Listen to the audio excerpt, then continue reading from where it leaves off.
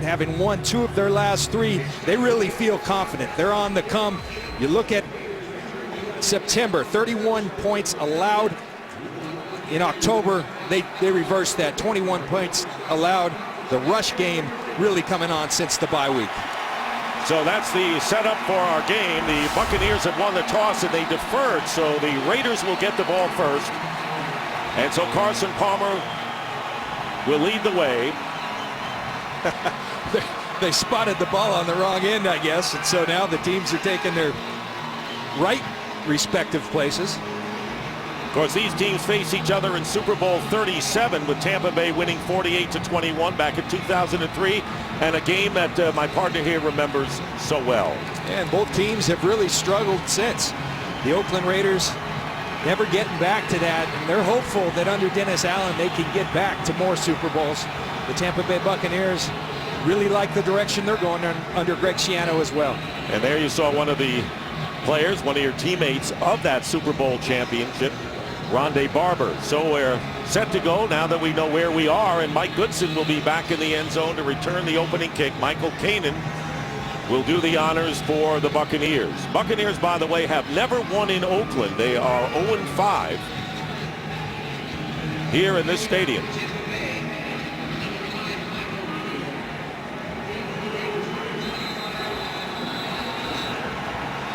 One of these teams will get to the 500 mark. For them at the halfway mark at 4-4. And the kickoff into the end zone and run out by Goodson. Mike Goodson. And he crosses the 15-yard line. And Carson Palmer leading the Raiders, rejuvenated and revived. And last year, after retiring, traded from the Bengals to this club, and he has 13 straight games with 200 or more passing yards. Shocking that that's a team record considering the quarterbacks they've had. Yeah, exactly. We saw Jim Plunkett earlier. Great history. Rich Gannon, great history of quarterbacks. Surprising statistic there. And the Snake Kenny Stabler as well. First down up from the 17. Throwing on first down and incomplete, intended for Denarius Moore and covered by Eric Wright. Let's take a look at the Oakland offense. They talk about how much they like to run, but they've been more effective throwing it, John. They have, but they would really like to get Darren McFadden going. They feel like they made progress towards that last week in fourth quarter at Kansas City. It's all about these guys up front, though. 2nd and 10. Brandon Myers, the tight end, moving to the left. Play action and going up top, and no receiver was downfield, and a cross up there on the route run. Now let's take a look at the Buccaneers defensively, and they strength is that imposing front line. It starts up front, and you ask Greg Knapp and Carson Palmer, it's the 2 guys in the middle, Gerald McCoy, Roy Miller, the linebackers led by rookie Levante David. And then, as you called him, the ageless one, Rondé Barber, playing at an incredibly high level at the free safety position. It'll be 3rd and 10, and we'll have a penalty marker down. Walt Anderson is the referee today.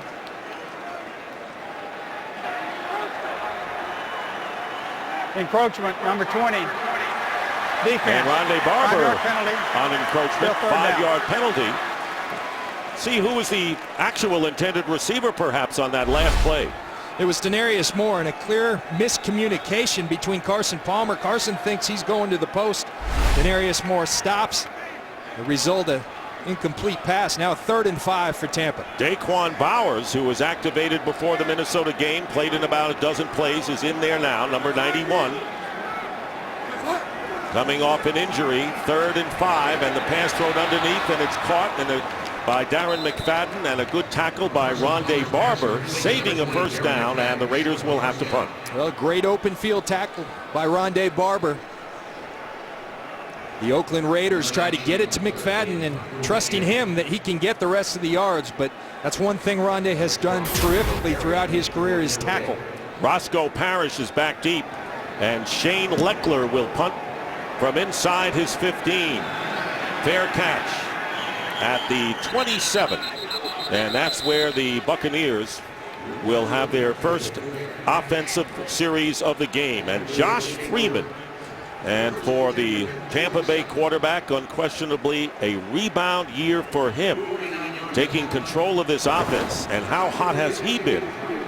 Well, it's rare when you can do two things: get the ball downfield effectively while at the same time protecting the football. You're playing at a high level. That's exactly what Josh Freeman has done the last 3 weeks, and he's playing the position better than anybody.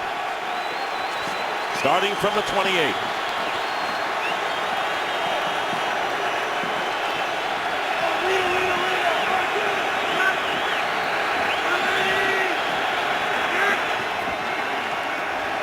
Freeman will throw on first down, doesn't see anyone, and takes off. And Freeman will slide for the first down as he gets to the 41, and a gain of 13 yards. Let's take a look at the Buccaneers offense. We know the skill people have come through, John, but huge loss up front. No doubt about it. You have all this weaponry led by the two receivers, Vincent Jackson and Mike Williams. But it's really on these guys, particularly in the interior. Zutah, Ted Larson, Jamon Meredith, not starters at the beginning of the year. Zutah shifting over to the left guard to fill the big shoes of Carl Nix, who they lost to injury last week for the season. First down from the 41.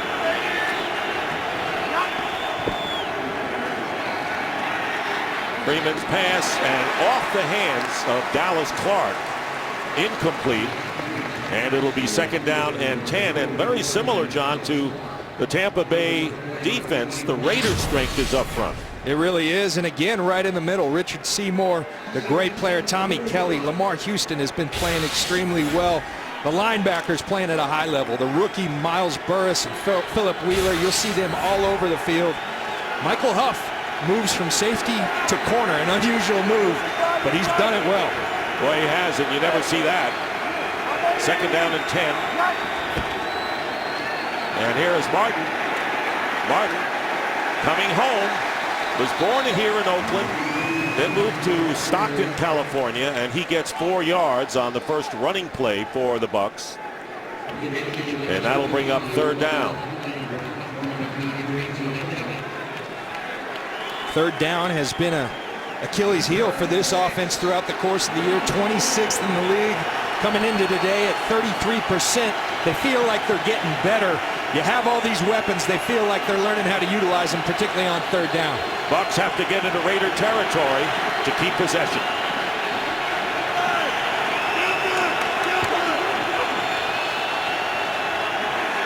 Pressure, and Freeman loses the ball. Josh Freeman fumbles. And it was Andre Carter, former Patriot, who knocked the ball out of Freeman's hands.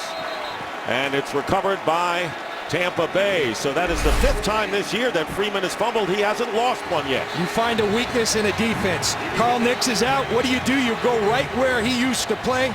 They go right up the gut with the pressure right over Jeremy Zutah. Miles Burris and Andre Carter get there, cause the fumble, and Zutah at least gets it back for the Tampa Bay Buccaneers. And fortunate, John, to get it back. So back now is Philip Adams for the Raiders, and Michael Kanan will be punting. So a near turnover on the Bucs' first possession, and a great high kick, and Adams will return it from inside the 20, and he'll be buried there, actually back to about the 15-yard line. So the Tampa Bay Buccaneers avoiding disaster as Freeman fumbles. Bucs get it back. No score early in the game. Back here in Oakland, no score. Each team has had the ball once. And Carson Palmer making his 17th start for the Raiders. And an offense more to his liking without question. Starting from the 16.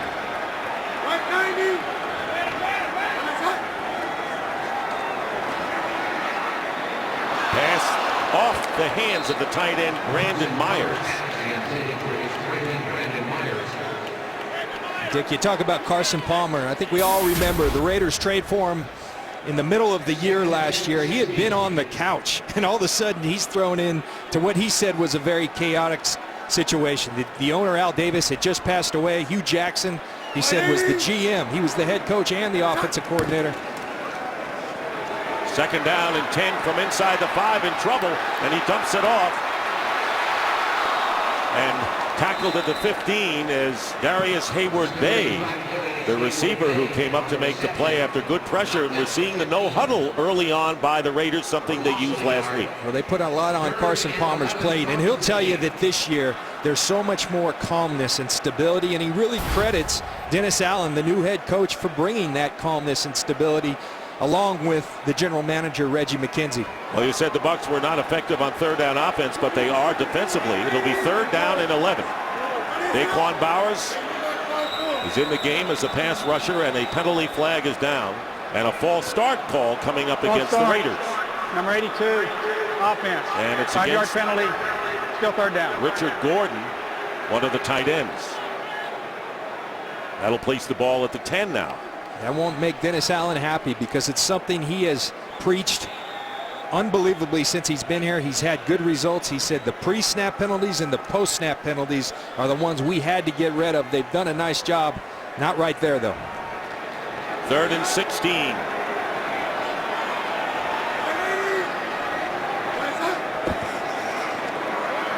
Palmer inside his 5, drills it, completes the pass, won't get the first down. Brandon Myers, the tight end, tackled by Quincy Black for a game break. Let's send it out to Patrick O'Neill. All right, Dick, thanks. Vikings at the Seahawks all day. Adrian Peterson feeling good early in this one. Second play from scrimmage. What a move. 74 yards, but AP would get tracked down at the 1. From there, he would punch it in. The Vikings up 7-0 on Seattle. Dick and John. All right, Patrick, Shane Leckler punting to Roscoe Parrish. Great punt by Leckler, and Parrish, flag is down, and Parrish is tackled inside the 20.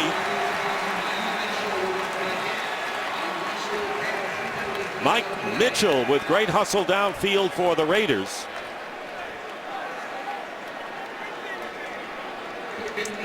And a 59-yard punt that time by Leckler, one of the best in the league.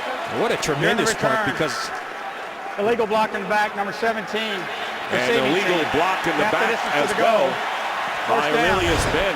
Timeout. And that's going to set the Buccaneers way back. Shane Leckler gets the job done for Oakland. And this is the family fun zone they have here outside the Coliseum, where you could try to be another Sebastian Janikowski. Easier said than done. Yes, sir. And same for the Bucs, who start from the 10, following the great punt and then the penalty. Freeman inside his 5, and he completes the pass and gets it out to the 15, where Nate Byam makes the play, and the flag is down. Personal foul. Roughing the passer, number 93, defense. And a roughing the passer call against Tommy Kelly will give the Buccaneers new life here. First down. Dick, and we talk about it in the open. Dennis Allen has made this a more disciplined football team already on offense. We see on third down a false start. Now on defense, a roughing the passer by Tommy Kelly.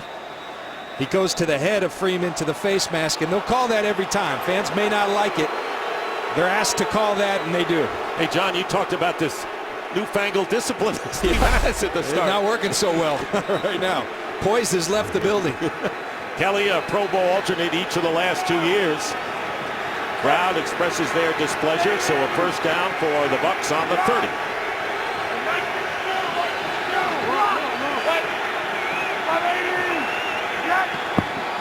They got breathing room here. Here is Doug Martin. Martin going to the outside, and with a little juke gets a first down before a time on Branch knocks him away, and another flag is down. So that would be a 12-yard gain pending the Personal call. foul, unnecessary roughness, horse collar tackle, number 33, defense. How about this? Penalty, Time on Branch, the strong safety, with a personal foul, tacking on more yards here. They're going to get Tyvon Branch with a horse collar, gets his hands in the pads of Doug Martin, and he's going to make a yank down. The league is on that one as well, and an undisciplined Raiders thus far, and Dennis Allen clearly doesn't like that call. Penalties 2 apiece, but it's deceptive there with critical ones against the Raiders. So the Bucs have a first down on the 43 of Oakland. Play action for Freeman. Goes out to the right to Eric Lorig.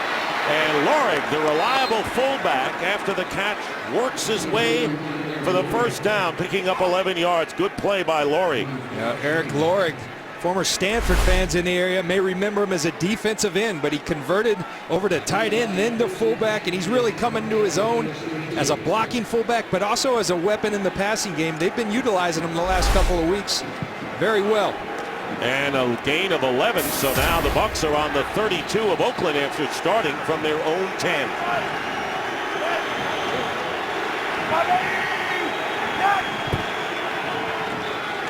Here's Martin.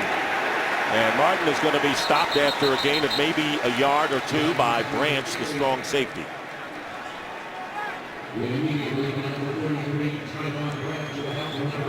Here's the numbers on this October offense of the Buccaneers. Now, I know when you have a bunch of ones, first, it's points, the important statistic, yards. This team has been explosive, and then yards per play. They've done it in every facet better than anybody in the last 3 games. And they seek to become the first team in franchise history to score 28 or more in 4 consecutive games. 2nd down and 8. Freeman dumps it off to Martin. And Martin runs into a couple of stone walls there, led by Michael Huff, the converted safety, now playing corner, and picks up 5. I think the biggest reason for that success is that they figured out who they were. They had a lot of new players. They had a new coach, new offensive coordinator, and Mike Sullivan, and they focused on what they do well. What they do well, they hand the ball to Doug Martin, run it successfully, then they get it down the field to those big time. I think they've got 2 #1 receivers in Vincent Jackson and Mike Williams. And this is a big down here for the Raiders, who have allowed the Bucs to march down the field. Penalties a big factor. 3rd down and 3. And here is Freeman's pass, and it's caught. And a first down inside the 20. Mike Williams with his first catch of the game. So the Buccaneers convert a big 3rd down, getting 5 yards. And they're on the 20 now of the Raiders. And this is a great job by Mike Williams of using that big body, shielding the corner, Pat Lee, and making the catch. Good ball by Josh Freeman. Throws it to that back shoulder where only Williams can catch it. Big 3rd down conversion for the Buccaneers. Coming in as the 2nd leading receiver behind Jackson. First down on the Oakland 20. Fake a pass, and Martin's going to lose about 2.5. Andre Carter, who was guilty of a roughing the passer penalty to allow the Bucs to get out of trouble, makes a big play here and a loss of 1. When you look at the loss of Carl Nix, it really, I think, will be felt in this game because you got 2 big men in the middle in Seymour and Tommy Kelly. Carl Nix is a guy that can move people that typically don't get moved. He's done it this year, done it better than anybody in the league in my mind, and he's not there anymore. 2nd down and 11. Freeman incomplete to Mike Williams, in good coverage that time by Joselio Hansen, who is the nickelback and the former Eagle, and Andre Carter trying to get to Freeman in the backfield, bringing up 3rd and 11. Vincent Jackson's been quiet thus far. You look at the weaponry, and that's what I think also has lent to the success of this offense. You've got Vincent Jackson, you've got Mike Williams, you've got Dallas Clark, who's emerging, who's been productive throughout his career, but emerging as well. And Martin on the sideline right now, and 3 receivers lining up, along with DJ Ware out of the backfield. And here is Freeman, and Freeman will slide and won't get close there. So 4th down coming up, and the Raiders finally clamp down, and Connor Barth will come in to attempt a field goal. Nice job by the Raiders. Nothing downfield. Vincent Jackson was who Josh Freeman was looking for in the slot. They covered him up, and Josh Freeman takes what they give him, holds on to the ball. So Connor Barth, who has missed just 2 field goal attempts, will try from 35 yards out. Bucs looking for the lead here with nearly 5 minutes remaining in the first quarter. Kick is blocked. The Raiders block a kick and they're running it back out to the 40. Lamar Houston. Houston into Buccaneer territory. Houston with the block, and he picked up the ball and ran 33 yards. Big play for the Raider defense, and the crowd loving every minute of it. Well, it's going to come right up the middle. Lamar Houston busts through on Jeremy Zuta. You see him get through that crack, split the double team, get that left hand up. Great effort by Lamar Houston. Go ahead, block it, then pick it up and take it for some positive yards for the Oakland Raiders. And John, what a dramatic turn of events here, as Houston running it back 34 yards. And now Carson, Palmer, and the Raiders have a first down on the Bucs 44.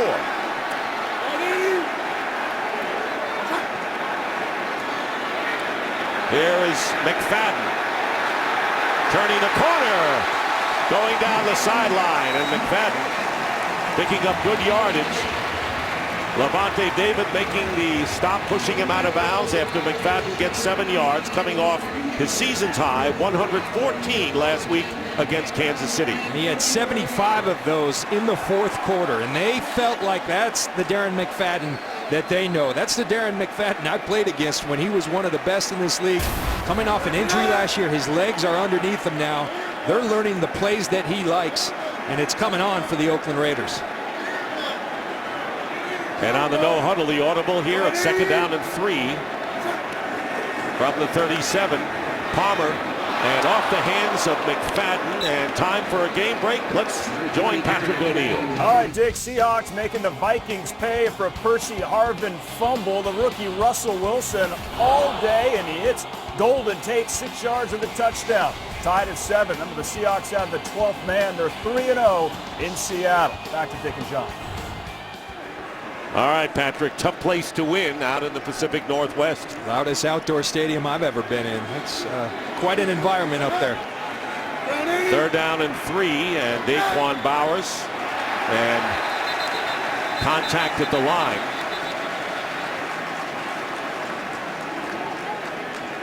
So we've had a flurry of penalties early on. Neutral zone infraction, and that'll result in a first down for the Raiders. It was Gerald McCoy, and the 5-yard penalty will give the Raiders a first down at the 32. Rod Marinelli, who now is the defensive coordinator for the Chicago Bears, used to say, guys, it's pretty simple. Watch the football. Gerald McCoy knows better than that. Gerald McCoy having an outstanding season, but you got to be disciplined. Neither team has been thus far. From the 32, inside handoff to McFadden, trying to get away from a defender. Finally, it was Levante David who chased him from behind, but McFadden picks up 5 yards, and we have under 4 minutes remaining in this first quarter. That's the kind of hits Mark Barron, the outstanding rookie safety, puts on people. Watch the finish at the end of this on Darren McFadden. Hits them so hard their helmets stick together. Mark Barron says, you're going to get to know me. Eric Wright comes out, replaced by the rookie Leonard Johnson at cornerback, number 29, on 2nd down and 5. And here is McFadden. And McFadden, finding running room, has a first down. Getting to the 20.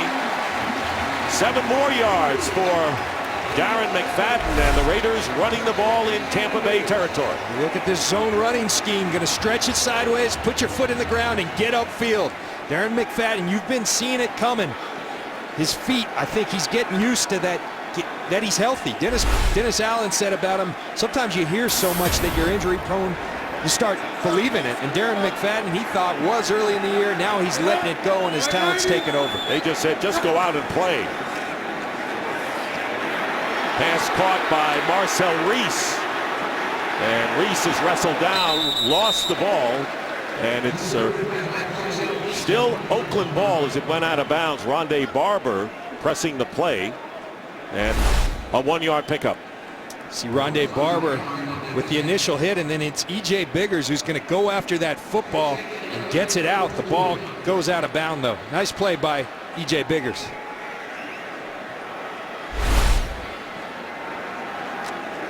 Biggers at cornerback, and Aqib Talib had been in that spot, and this week traded to the New England Patriots.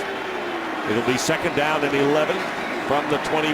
Palmer finds an open Mike Goodson up the middle, and Goodson should have another first down and about the 10-yard line with forward progress. It was Barron, the strong safety, and Foster, the middle linebacker, bringing him down.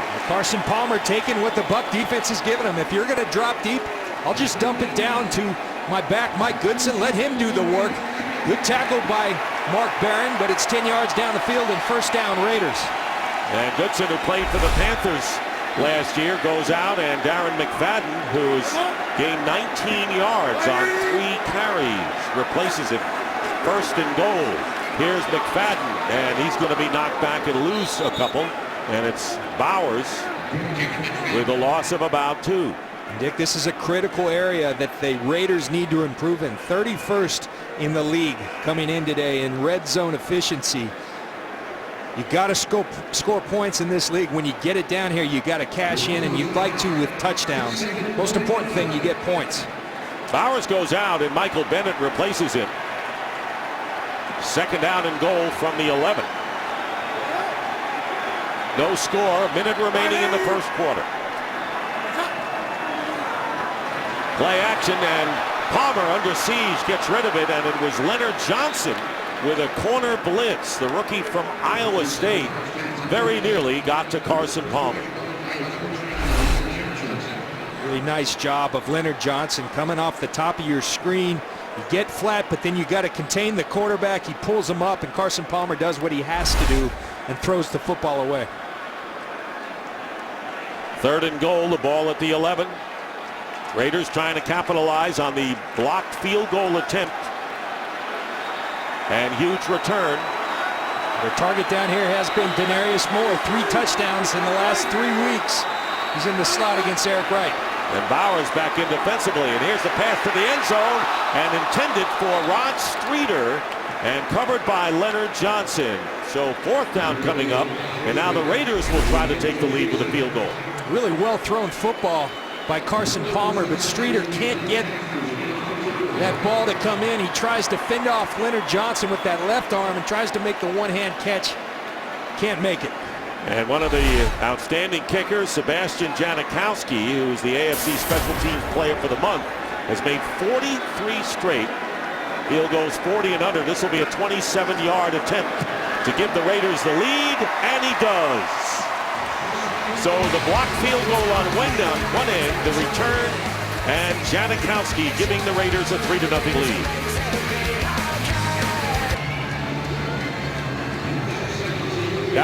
Downtown Oakland, and Lake Merritt in the background, and right now the Raiders leading 3-0 on a 10-play, 33-yard scoring drive, and Janikowski with the field goal, and Aurelius Ben back deep, and the Bucs will get it out at the 20. So Raiders lead because Lamar Houston blocked this field goal attempt by Connor Barth and ran it 34 yards, and a field goal giving the Raiders the lead. Back here in Oakland, Dick Stockton along with John Lynch. We'll be hearing from Jennifer Hale as Josh Freeman starts this drive from the 20 for the Buccaneers.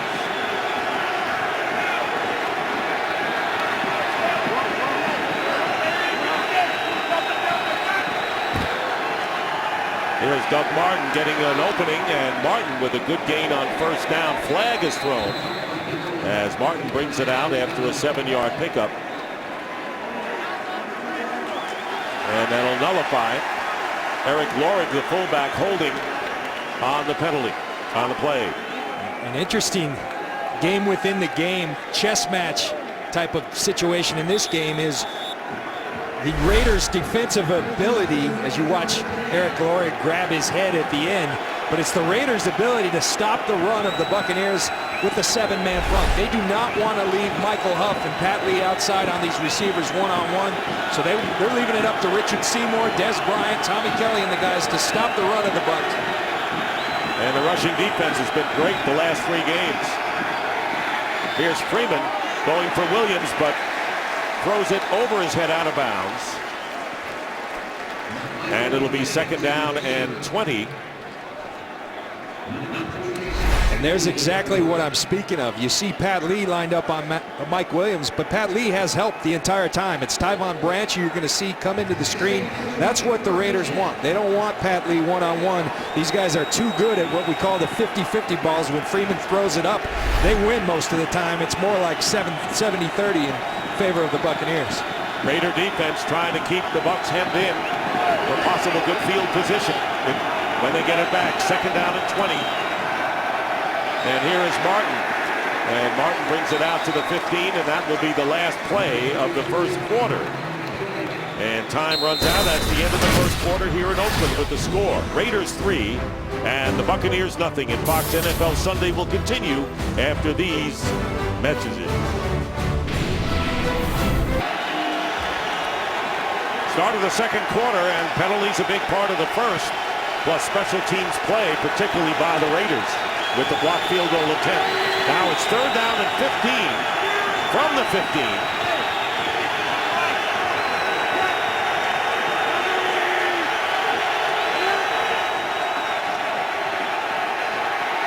Freeman gets time. Does he have a target? And he does downfield in the pass to Vincent Jackson. Jackson spins off a defender and gets to the 21-yard line. And the Raiders have seen Jackson before, of course, with his days at San Diego. What this is set up by is tremendous protection, and then they're just going to let Vincent Jackson on a double move beat the safety, Matt Giordano. That's not Michael Huff, it's the safety Giordano, and that's what Vincent Jackson brings to your team, the ability to get the ball downfield. Josh Freeman does a tremendous job of getting it to him. And a flag is down, John, after the 65-yard play. See the protection, DeMar Dodson and Ware, a great job of giving them the time. 83, offense. Your 15-yard penalty and first down. A 64-yard play officially, and unsportsmanlike conduct, taunting, was called on the play against Vincent Jackson. Undisciplined football on both sides. No question. These are foolish penalties that are hurting their team. You get a big gain and you take 15 yards every yard. And they call it taunting. Spike the ball, so the ball now set back to the 36. First down, here is Doug Martin. And Martin battling his way for a gain of about 3.5. As McClain and Burris, two linebackers, combined to make the stop after a gain of 3. You put that last play on Matt Giordano because Vincent Jackson runs through him, but your defensive line's got to get there. You give a quarterback that much time, things like that can happen. Second down and 7. And after the big 64-yard play, Buccaneers trying to take advantage in Raider territory.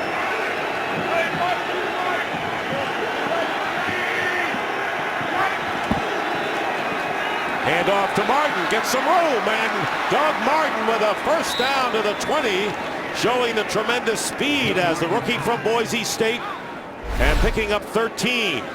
Well, Doug Martin says, I don't need Carl Nix. You see Seymour driving Zutah back, but it doesn't matter. They don't put an edge on the ball, and this kid has tremendous vision.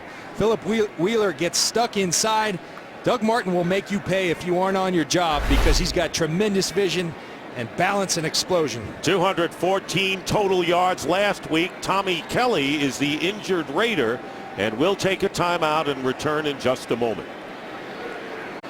They're working on Tommy Kelly on the sideline. Desmond Bryant replaces him.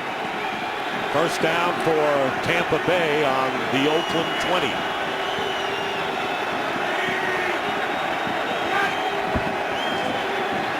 Fake the handoff. Jackson. And Jackson touchdown. Makes the play. Vincent Jackson. 84 yards on 2 catches on this drive, and the Buccaneers take the lead. And what a beautifully thrown football by Vincent Jackson. Huff tries to bump him at the line of scrimmage. He never catches up. A beautifully thrown ball, and a great job by Jackson getting those 2 feet down, making up for the foolish, unsportsmanlike conduct penalty. And of course, we showed the spike as you see the catch again, and spiking is just delay of the game. So there was another area there that we did not see, which was taunting, which was the unsportsmanlike call against Jackson, but more than makes up for it with his 6th touchdown catch of the year. And the Bucs lead 6-3, and Connor Barth on to add the 7th point. And Tampa Bay takes a 7-3 lead. Vincent Jackson with a 64-yard catch follows it up with a 20-yard touchdown reception. 6 plays, 80 yards. The Bucs are up 7-3.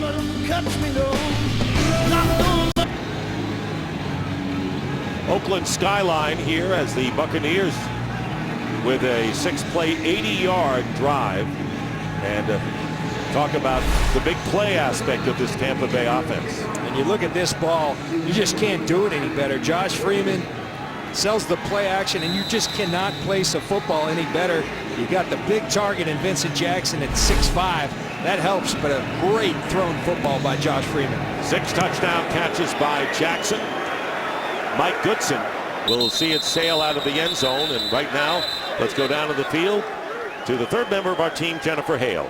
Well, Dick, the Raiders' Tommy Kelly took a pretty nasty hit to the chest on one of those last plays. He's now on the bench. The trainers are evaluating him. They don't see the need to take him back into the locker room yet, but his return is questionable, Dick. Thank you, Jennifer. And it was Kelly who was called for the roughing the passer penalty against Freeman, and there he is where he got hurt on this carry by Martin. Raider on Raider crime there. Matt Giordano hits him in the chest. 1st down for the Raiders at the 20.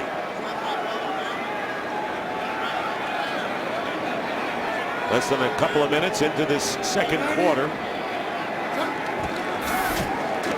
Here is McFadden. And it was Levante David who gives ground and a loss on the play for a game break. Let's check in again with Patrick O'Neill. All right, Dick, thanks a lot. Minnesota, Seattle, what a day for AP Adrian Peterson, the league's leading rusher. 10 carries, 105 yards. That's his 2nd touchdown of the day. It's the Vikings, and the Seahawks tied up at 14 in the 2nd. Dick and John. All right, Patrick, big day so far for Peterson. Meanwhile, Palmer completes the pass to the 26 to Hayward Bay, and he'll be stopped about 3.5 yards from the 1st down. So after a loss on the running play to McFadden, a 9-yard pass to Bay. And an injured Tampa Bay Buck inside the 15-yard line, and let's see. I believe that's Michael Bennett. It is, who was shaken up earlier and came out for a few plays. So Bennett, who happens to be having a career year on the defensive line for Tampa Bay, is hurt. Bennett leading the team with 5 sacks on the sidelines, and Daquan Bowers now in the game. It hurts, you know, because Daquan Bowers, they want to limit his reps. Remember, he's just coming off injury. You've already lost Adrian Claiborne, your other starting in. It's a big loss if Michael Bennett can't come back. 3rd down and 3 on the Raider 27. Palmer with time, and the pass caught at the 45 by Denarius Moore. Terrific pattern and execution, and a gain of 20 yards and a 1st down for Oakland near midfield. Good protection gives a guy like Carson Palmer that can throw the football an opportunity to get the ball downfield to Denarius Moore. Denarius Moore with speed runs a tremendous route, not afraid to go inside on the fire. McFadden for 1. You know, when I look at Carson Palmer, Dick, there's long been held by many people in this league, including myself. He hasn't been the same guy since that injury he took way back in 2005 against the Steelers. As I watched film for this game, he's starting to show signs of that guy that we all knew who was in that elite conversation. And he likes this offense. He does. 2nd down and 10. Palmer will dump it off to McFadden, and E.J. Biggers was right there. As for the Bucs plan for Carson Palmer, Greg Schiano talked about we got to get early coverage. If we can get early coverage, we get him off his spot. That's when he will force some turnovers, force some balls. We feel like we can get the ball out on fumbles. Those are Palmer's numbers in his first 16 starts with the Raiders. McFadden comes out. He's carried the ball 6 times and has been used as a receiver twice. Mike Goodson is in at running back on 3rd and 11. 3 receivers, and Carson Palmer goes down inside the 40, and that is the first sack of the game for Tampa Bay, and it's a combination of McCoy and Bowers. That's a nice sign for Buccaneer fans. Daquan Bowers, remember at one point this was going to be the #1 pick in last year's draft. Hurts his Achilles this offseason, making a miraculous comeback, back and playing. Shows up on the field for the Bucs. And remember Adrian Claiborne, and we're going to have a roughing or running into the kicker penalty. And calling for the fair catch is Parrish. And Adam Hayward running into the Personal punter, foul. Shane Leckler. Roughing the kicker. And it's roughing the kicker. Defense, 15-yard penalty, first down. And an automatic first down for the Raiders. And a good call by Walt Anderson. That's one of the things the Buccaneers believe in. They come after the opposing punters on kicks. Adam Hayward, one of the best special teams players in this league, makes a critical mistake, and it will give the Raiders the football back. 6th penalty against the Buccaneers. And special teams plays have figured large so far with the blocked field goal attempt, leading to the field goal for the Raiders, and now roughing the kicker, giving the Raiders the ball in Tampa Bay territory at the 47. They got to get Darren McFadden going again. They had him going early. The Buccaneers have made a nice adjustment, attacking more downhill. They just got to get him a seam, because they get him into the 2nd level. He can hit the home run on any given play. First down, and here is McFadden. No gain on the play. So where has the discipline been in this game for both sides? Not a whole lot of it. It's been a sloppy game. And penalties, you know, sometimes there's penalties in the game that don't really hurt their team. They've really hurt their team in this game. Goodson will replace McFadden, who has gained 17 yards on 7 carries. Average of less than 2.5.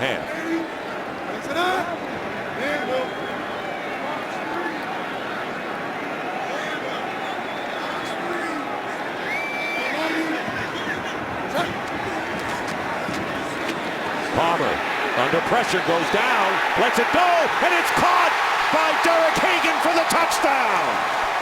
And a flag is down. Another penalty marker down, and this one looks like it may go against the Raiders. Holding. That would nullify a 47-yard touchdown pass. Still 2nd down.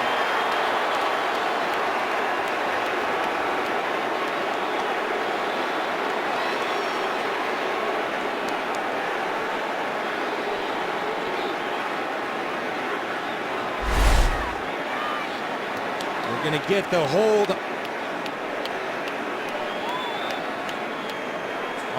on Willie Smith, the right tackle right there. And Carson Palmer just makes a tremendous throw, but it's all for naught on the hold by Willie Smith. Again, the lack of discipline hurting both teams. Can't do it. Corey Irvin was the player doing the holding, so instead of the 47-yard touchdown, 2nd down and 20. And here is Goodson on the receiving end, and brought down Rondé Barber right in the middle of all of that.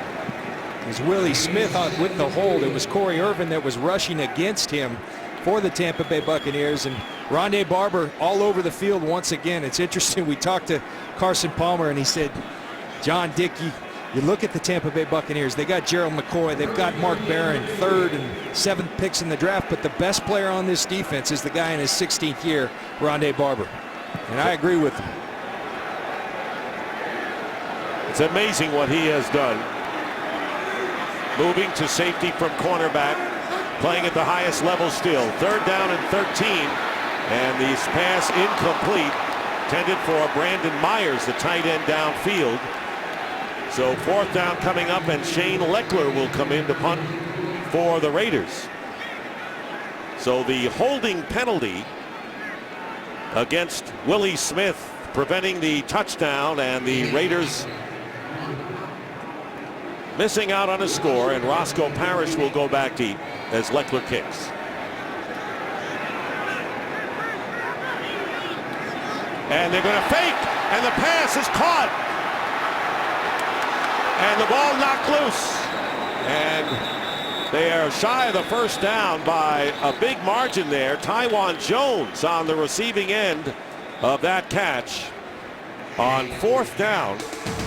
So a little gimmickry here by the Oakland Raiders.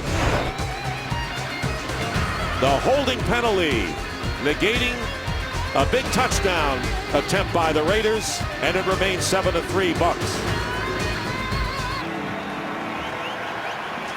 Back here in Oakland, and after the fake punt and completion, good field possession. LeGarrette Blount is in the game for the first time at running back. 1st and 10 for the Bucs on their 46. And play action for Freeman. Stepping up, can't find a receiver, and he will run for the first down as he gets into Oakland territory. Good block by Jeremy Zuta, picking up 11 yards. Go back to the fake punt, and look at where Rondé Barber comes to make this play. E.J. Biggers coming off the corner. That leaves the receiver wide open. Barber comes from all the way over the center to slow down Taiwan Jones. Great play by Rondé Barber. He not only does it as a cornerback, as a safety, he does it on special teams in his 16th year. First down at the 43 of the Raiders. Here's LeGarrette Blount, who is the power end of the 1-2 running attack with Martin. McLean making the tackle after a gain of 3. And you wonder about that fake punt when you needed 13 yards, giving the Bucs good field position here, and now they're in Oakland territory, John. Well, teams, when they put those out there, they typically have seen something they feel very confident in, but it was just an outstanding individual effort by Rondé Barber. Sometimes you have to take into account you got a Hall of Fame, future Hall of Fame player on the other side, and they clearly did it. 2nd down and 7 on the Raider 40.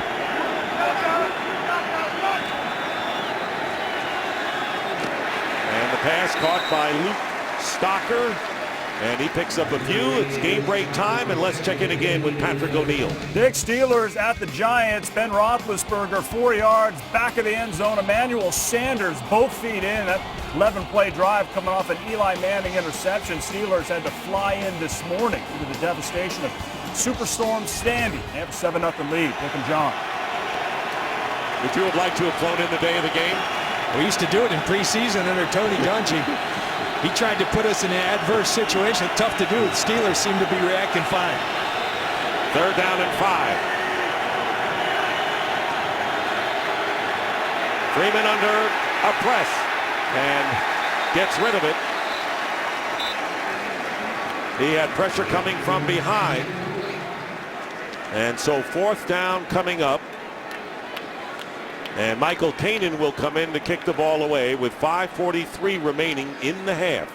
And the Buccaneers leading by 7-3. Pressure came from Andre Carter, a guy that they signed early this season after being waived by New England last year. They signed him in September. He hasn't produced a whole bunch, but he's producing out here today. Kanan will kick from about midfield, and Phillip Adams, who played for the Seahawks last year. And Kanan trying to keep it in the field of play, and it is touched and kept in by the Bucs, and they'll down it at around the 5-yard line. Aurelius Ben was the first to touch it to keep it in play. So there's Ben, and the rest of the special teams group took over, pinning back the Raiders. Fox Sports is your home for the UFC beginning on Friday with a new episode of The Ultimate Fighter on FX. Saturday, it's UFC on Fuel TV 6 live from Macau, China. And then on Saturday, December 8th, the UFC returns to broadcast television with the UFC on Fox 5. 1st and 10 from the end zone. Carson Palmer has a completed pass to Darius Hayward-Bay, and a first down out to the 20. By the way, Benson Henderson will put his lightweight championship on the line against Nate Diaz. So Fox Sports is the place to turn to for hard-hitting UFC action all season long. And a 14-yard gain gets the Raiders out of trouble. I think Hayward Bay is a perfect example of what Dennis Allen has brought to this team, along with Greg Knapp, the offensive coordinator. Before this year, he was pure speed. That's all he was known for. Now he's running good routes. He's being physical. And here is Goodson, and he'll be hit from behind by Mark Barron, rookie from Alabama, and maybe no gain on the play. What a comeback for Barron's Alabama Crimson Tide, coming back and beating LSU in the late stages last night. And Mark Barron and Rondé Barber, what an interesting relationship they have. Greg Schiano says it's Rondé Barber, ton of experience in the league, none at safety until this year. Mark Barron, no experience in the league, but a ton at safety. And so they've complemented and helped each other through this process. But Barron's a lucky guy, to say the least. Carson Palmer goes down, and it's Michael Bennett who has returned to the lineup after being shaken up, and his 6th sack of the season and a loss of 7 yards. Well, he's been nicked a couple times today, but you're going to see him working against Willie Smith up top. And this guy is having an outstanding season, playing at a Pro Bowl level, his 6th sack of the year, but he's making contributions in the run game, the pass game. He's been all over the field for the Buccaneers. And that'll bring up 3rd down and 17. Raiders are 1 for 6 in 3rd down conversions. And John talked about the negative plays that the Buccaneer defense always seems to come up with. Here's the pass out to Myers, and Myers is tackled at the 20, the original line of scrimmage, by Eric Wright. So Eric Wright playing despite an Achilles injury and a possible suspension. Same one experienced by Aqib Talib.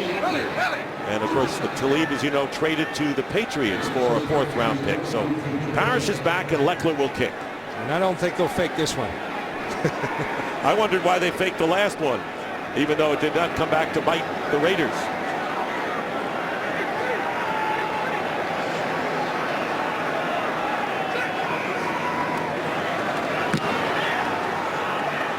Lower kick and returnable for Parrish at the 25. Parrish running room and gets it out to the 46-yard line. Tampa Bay ball when we return to Oakland.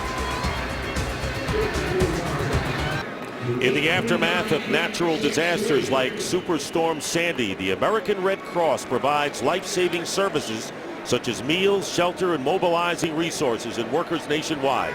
Visit redcross.org or text Red Cross to 90999 to give a $10 donation.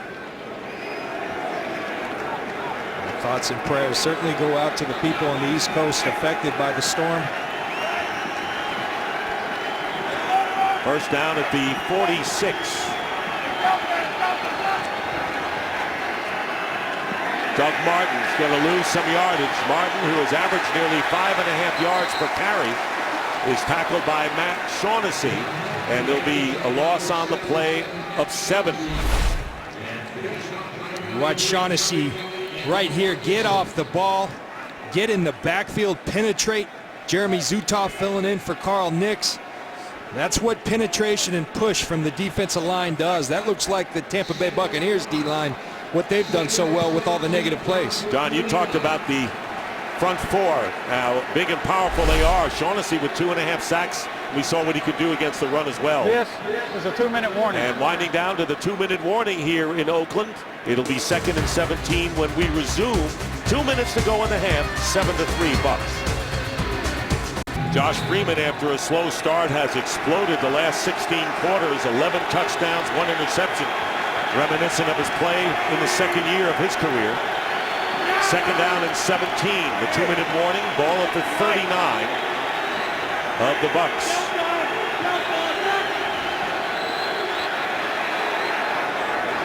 And the receiver fell down, but the pass was thrown closer to Dallas Clark. Tyquan Underwood was the receiver who slipped, and Miles Burris putting the pressure on Freeman. 3rd down and 17. Both teams have all 3 timeouts remaining.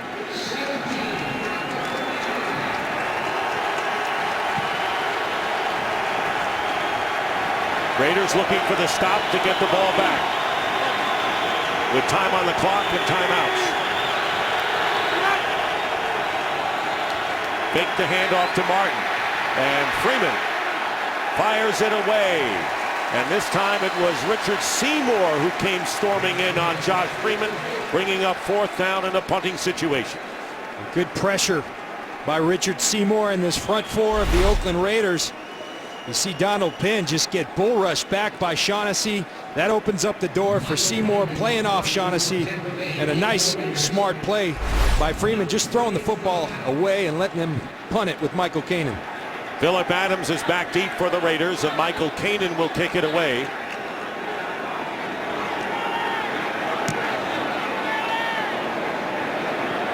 And this kick will go out of bounds around the 20. Well, Darren McFadden was not in the backfield in the last series, and might have an injury issue here. And right now, let's send it down for more from Jennifer Hale. Dick, possibly a big blow for this Raiders rushing game. Darren McFadden is now in the black and silver's locker room getting x-rays on that lower right leg, and his return is doubtful for this game. Dick? Big blow, John, if they lose McFadden. I think it was reported to Jennifer his lower right leg. It looked like the left ankle right there of Darren McFadden on that replay. E.J. Biggers tries to tackle him at the legs, and looks like that left ankle twisted. So Goodson remains in the backfield, and on 1st down, this pass, and what a catch made by Hayward Bay! One-handed catch, and a flag is down at the 39 of Tampa Bay, as Hayward Bay with a circus catch gets 46 yards and the flag. When we talk about the better routes, nothing like pure speed. Number 31. And what a catch. They talked about Hayward Bay, who struggled early in his career to catch the football. His hands have improved mightily, but again, that's pure speed and tremendous concentration. And what a throw by Carson Palmer. We told you about explosive plays in the Simplify the Game segment. Both teams now starting to be explosive on offense. And that's what they both want. So Hayward Bay with a 46-yard reception, and they tack on a penalty after that and a 1st down at the 25 of Tampa Bay. Here's Palmer, and this time going to Streeter, and Streeter becomes a defender against Leonard Johnson, the cornerback who had the beat on the ball there. And it's 2nd down and 10 with 1:29 on the clock. This is great coverage by Leonard Johnson. Bump and run, gets his hands on him, and then goes and plays the football. Leonard Johnson had to play last week because of injuries in the secondary. He stepped up to the challenge, intercepted one, made many great plays for the Buccaneers. They got a lot of confidence in the rookie out of Iowa State. 2nd down and 10. Slant play in the air and incomplete. Streeter was the intended target for Carson Palmer, and that will bring up 3rd down and 10 from the 25 of the Bucs. Now, when we talk about explosive plays, the definition is no real NFL, gauge on that. Well, each team has a different explanation. Dennis Allen will tell you it's a 12-plus yard run and a 16-plus yard pass. For the Greg Schiano and the Bucs, it's 15 and 25. 15 on the run, 25 on the pass. Those are their definitions. It's a lot of yards on both sides. 3rd and 10. And this pass caught by Rod Streeter. Touchdown. What a play, and what a series for the Raiders receivers. I tell you, by either team's definition, that's explosive. And another beautiful ball by Carson Palmer. You see Streeter, the undrafted free agent, working against Biggers. He pins him with that body position and then brings the ball in. Just a perfectly thrown football. Both quarterbacks putting on the money on these deep balls. So Streeter with a 25-yard touchdown catch after Hayward Bay made a one-handed play for 46 yards. And talk about getting down the field in a hurry. Carson Palmer giving the Raiders the lead, and Sebastian Janikowski makes it 10-7. Oakland scored first. Tampa Bay came back with a touchdown, and now the Raiders regain the lead with 1:20 remaining in the half. And a drive that ensued only 22 seconds. I tell you what, there's so many people that I see around in Denver where I live or in airports who say, I'm tired of this dink and dunk football. Well, then tune into this game because there's no dink and dunk. These guys are throwing it downfield. It's what both teams believe in. Long been a staple of the Raiders offense. But Carson Palmer does it great right there to Rod Streeter. Second touchdown catch of the year for Streeter, the rookie from Temple. Undrafted, but has fully set himself as clearly the number 3 receiver. Dennis Allen pointed to the scouting of Reggie McKenzie, the new GM, who came from Green Bay, and he said, look at all the receivers that they've found that weren't first rounders. Randall Cobb being one in the last couple years, and they went and found a guy like Rod Streeter, undrafted free agent. He's making plays for this team. Janikowski will kick it off to Aurelius Ben, and it's always Halloween. May have been last week, but Halloween always lives here in Oakland.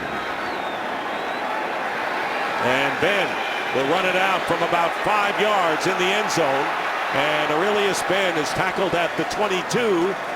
And the Visa halftime report will be coming up shortly, and let's check in right now with Kurt Menefee.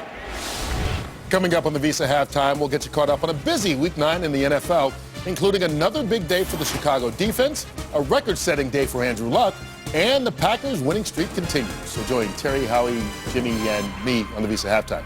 They'll be here, don't worry. Lonely on the set, but they'll be there, as Kurt promises. I'm sure he'll deliver, John. Yes, he will. As did the pregame show delivered. They had a great feature on the Chicago defense, and the Chicago defense showed up today once again. 1:14 remaining in the half, and the Buccaneers have all 3 of their timeouts remaining, as do the Raiders for that matter. Freeman completes the pass to Doug Martin and gets about 7.5 yards. 1 minute. You see the multi-dimension aspect that Doug Martin brings to this offense. Tremendous runner, tremendous receiver. Huge acquisition for this team when they drafted him in the first round. And losing the ball, Freeman recovers. And does he ever, as he finds Dallas Clark. And a first down at the 38. And right now the Buccaneers will call their first timeout. Tampa Bay, 30-second timeout.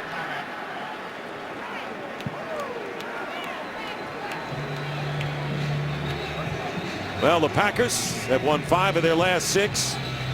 And the Denver Broncos on a roll. And, of course, coming into this game, the Raiders were 1 game behind the Broncos in the AFC West. And how about the Bears? They're on a tear. We went to Chicago about 5-6 weeks ago. They played St. Louis Rams, and ever since then, they've been on fire.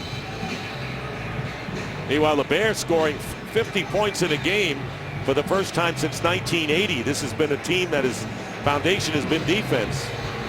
They got it both done today. 44 seconds remaining in the half. First down on the 39 of the Bucs. They have 2 timeouts left.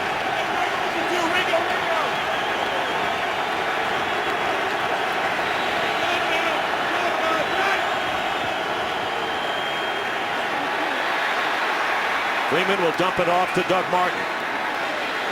Martin still on his feet and reverses and gets tackled, giving ground, and ends up with a 1-yard gain on the play. This is the second charge timeout. And now the Buccaneers Tampa call a Bay, timeout. And there is Connor Barth, just in case he has an opportunity for a field goal. Well, Fox Tonight, the most animated night on TV, returns. Don't miss Animation Domination with all new episodes of your favorite comedies: The Cleveland Show, The Simpsons, Bob's Burgers, Family Guy, and American Dad. All new episodes of Animation Domination are back, all starting tonight at 7:30, 6:30 Central on Fox. How about this, John? The Raiders, for the 8th straight game, have scored in the last 2 minutes of the half. You know, and that's what good football teams do. Long heard the Atlanta Falcons and Mike Smith talk about that. Good teams do it. It gives you momentum or it gets you back in games. One of the things Atlanta prides itself on. Second down and 9. 1 timeout left for Tampa Bay. Pressure put on Freeman. He dumps it off, but the pass thrown behind Martin. So the pressure paying off and the little uniform adjustment there as Rogelio Hansen with a blitz from the cornerback spot. Rogelio Hansen, you're going to see him enter the top of the screen coming from the slot. And Josh Freeman smartly gets rid of the football. Richard Seymour almost gets one there. Remember, the Buccaneers have never beaten the Raiders here in Oakland. 0-5. And the Raiders leading 10-7. It'll be 3rd down and 9. 29 seconds left. Freeman finds Williams, and Williams gets inside the 40, and a first down in Oakland territory, picking up 22 yards. And the Buccaneers have to call their 3rd and final timeout. And Dick, we talked about the loss of Carl Nix. They're all pro guard in the open. This offensive line's done a nice job. Credit Ted Larson, who's starting at center, Jeremy Zuttah, who moved over. They're doing a nice job as an offensive line, and when you do that, Josh Freeman's got those kind of weapons, including Mike Williams, Vincent Jackson, Dallas Clark, Doug Martin, a lot of weapons at his disposal. Right now it would be a 56-yard field goal for Connor Barth. His longest this year was 52. His career long is 57.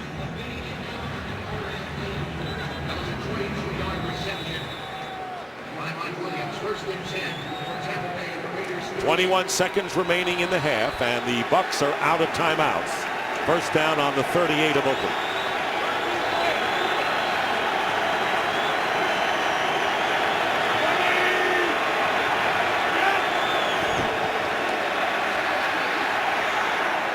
Throwing it, and incomplete, and Pat Lee tried to get both feet in, and looked like Freeman was trying to throw the ball away. That was a careless throw, really was. Pat Lee should have got both feet in here. Gets that left foot down, but that's just a careless throw by Josh Freeman. You're going to throw it away or take the sack. Doesn't even get 1 foot in. Wouldn't have been good in college. 2nd and 10. But the big factor here is the clock. 16 seconds remaining in the half. No timeouts for the Buccaneers.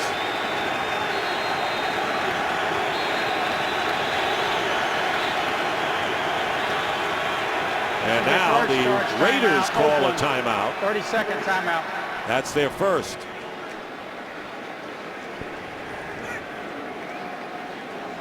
Well, we mentioned that the Bucs have not won here, but they certainly have beaten the Raiders. And you were a proud member of that Super Bowl 37 victory back in January of 2003 in a resounding 48-21 victory. And you know what? To win a Super Bowl in your hometown and have Jake, your son, with you, doesn't get better than that. No, it doesn't. I tell you what, I only wear this ring when I broadcast, but you know, where we came from as the Bucs, we were referred to as the Yucks when I was drafted in the early 90s. And, you know, I know it came at the expense of the Oakland Raiders, and I hear about it every time I'm at this stadium. But what a tremendous memory. And in 2 weeks, we're going to have our 10-year anniversary for that. So it'll be a lot of fun.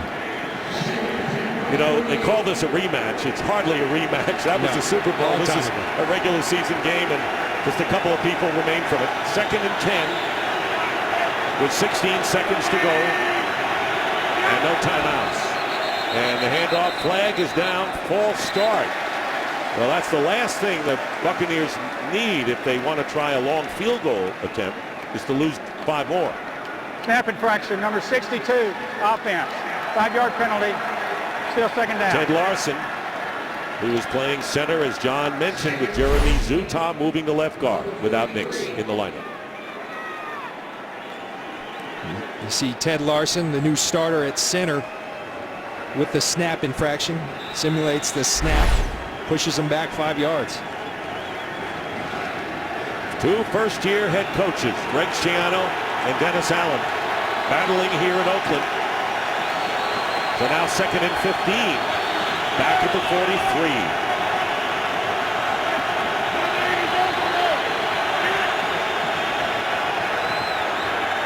Swinging out to Martin.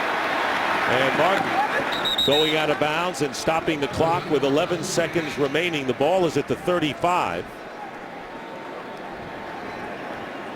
So it would be a 52-yard try now, and Connor Barth is going to come onto the field. His longest this year has been 52 yards. Well, they sent him on. Now they're going to send him right back off. They have 11 seconds remaining.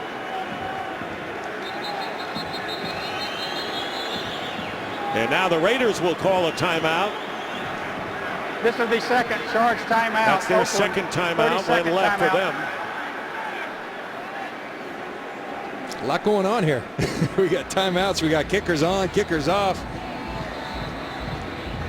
Want to remind you the Visa halftime report with the gang. We'll have scores and highlights coming up.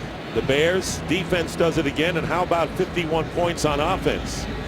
And Andrew Luck with a big game in Indy. That's all coming up on the Visa halftime report. You know, Barth came on and then came off. Remember, the field goal try was blocked, which set up the first points of the game for the Raiders. Well, you know now with no timeouts, the Bucs cannot go to the middle of the field. They might be looking to take a shot at the end zone. If it's not there, you tell Freeman to get rid of the football. They bring Barth back on.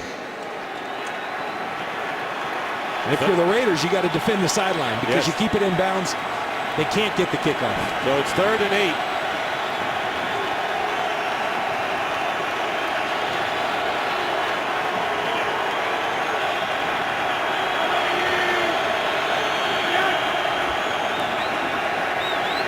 Time a factor. Freeman's going to go in the end zone and thrown out of the end zone with 3 seconds on the clock. And Connor Barth will come on now to try the long field goal in an attempt to tie the game. This will be, it's like a 54-yard attempt. I like that aggressiveness, though. You've got the time. You've got a big 6'5" receiver like Vincent Jackson. Give him a chance. Unfortunately for the Bucs, Josh Freeman threw it out of the end zone.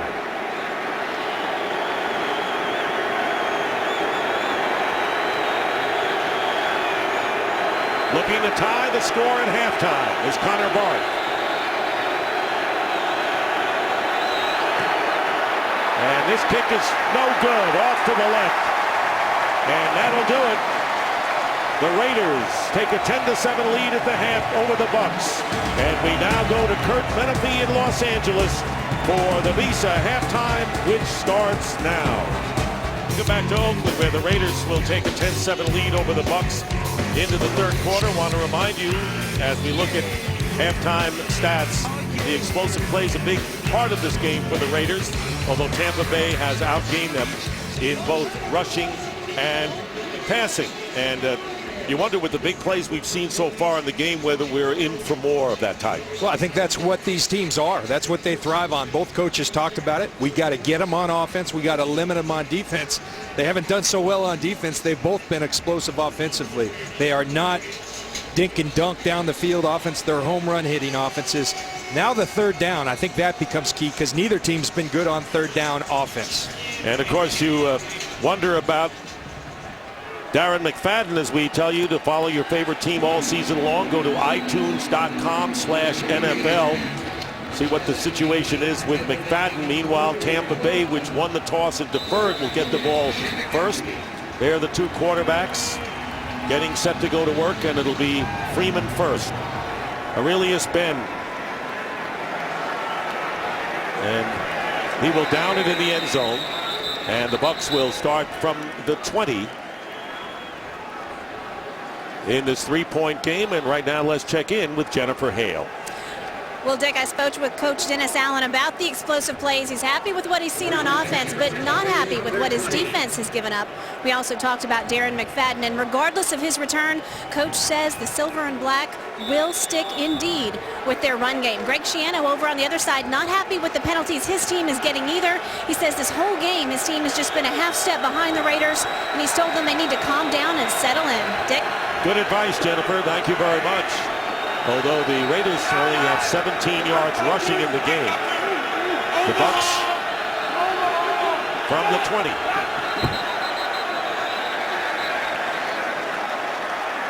False start, number 41, offense. And a penalty called against Tampa Bay. We have an update on Darren McFadden. The x-rays were taken on his leg. They are negative, but he will not return to the game. So McFadden, who gained 17 yards on 7 carries and caught a couple of passes, out for the rest of the game. So that'll mean more work for the likes of Mike Goodson and maybe Taiwan Jones as well. Penalties also a big part of this story.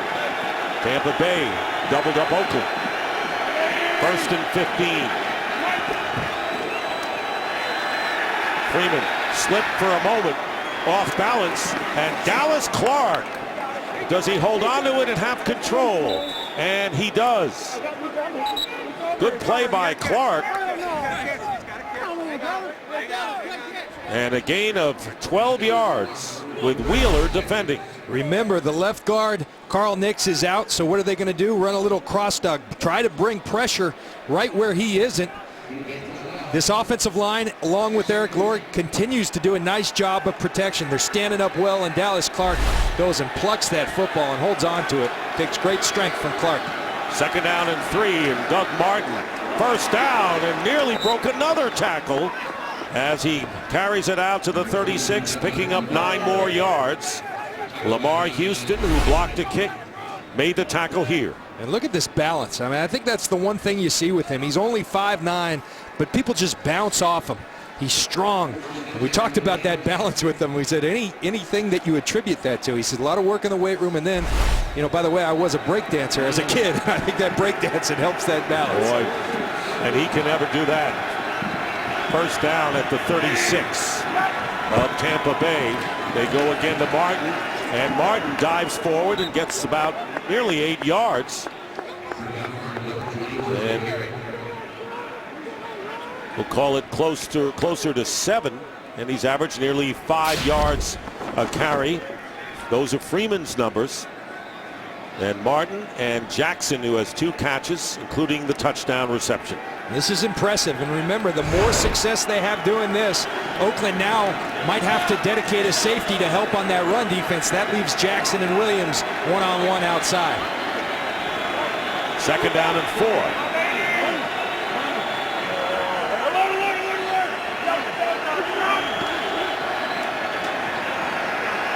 And Freeman is going to go deep for Williams. And the pass is incomplete. Double coverage downfield. Tyvon Branch had the ball bounce off his helmet, and Pat Lee was down there as well. Well, that's just what they do. They get the one-on-one coverage. That's Tyvon Branch coming from the middle of the field. Tremendous range. But Josh Freeman, when he sees one safety get involved in the run, leaving receivers outside one-on-one, he's going to take that shot every time because he trusts his receivers to make those plays. You made a good point. You better tune into this game if you want to see big, long passing attempts, because we've had them on both sides. Now it's 3rd and 4. They both believe if you're going to throw it, go ahead and get your money's worth.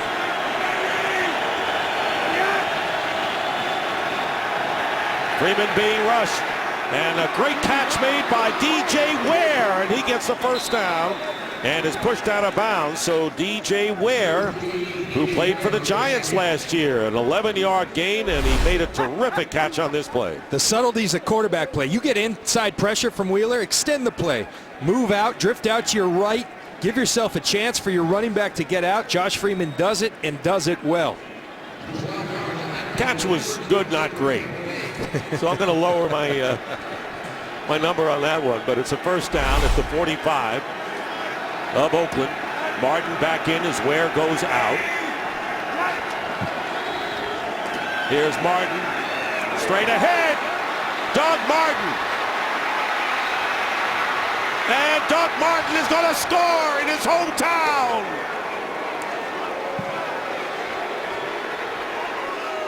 Here's a little breakdancing there. 45-yard run by Doug Martin, coming back home on a spectacular run up the middle and then out racing the secondary. And watch the burst. First of all, the vision, then he hides back there. Remember, he's only 5'9", and then once he gets out there, pure speed, outrunning Tyvon Branch, who can get it himself.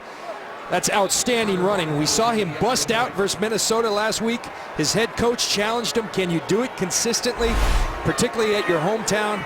And the answer is yes thus far. And Connor Barth in this seesaw game looking for the 14th point, and now the Buccaneers regain the lead 14-10, and that was the longest run from scrimmage this year for the Buccaneers. 45 yards, and Martin with the touchdown, his 4th this year. So a spectacular run by Doug Martin, 45 yards, capping a very impressive Tampa Bay drive to start this 3rd quarter.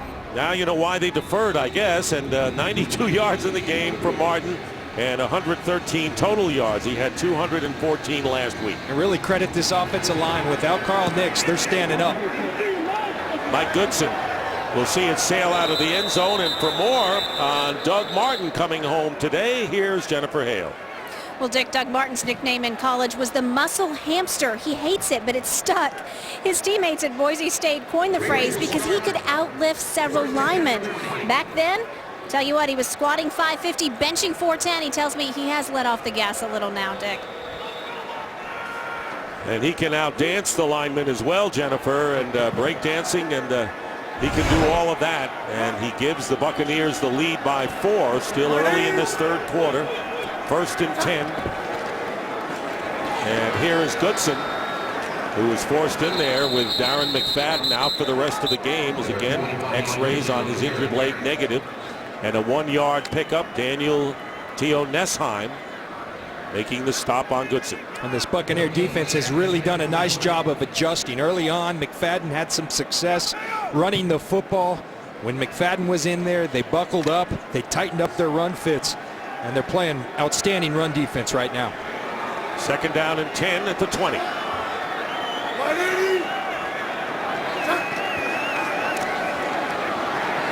And the pass over the head, incomplete, intended for Myers, the tight end. So the offensive leaders for the Raiders, and of course McFadden out for the rest of the game. Palmer's numbers, and Darius Hayward-Bay with a one-handed spectacular 46-yard catch in the 1st half. The Raiders only 2 of 8, 25% on 3rd down today, and it's tough to convert when you're in these 3rd and 9, 3rd and 10 situations.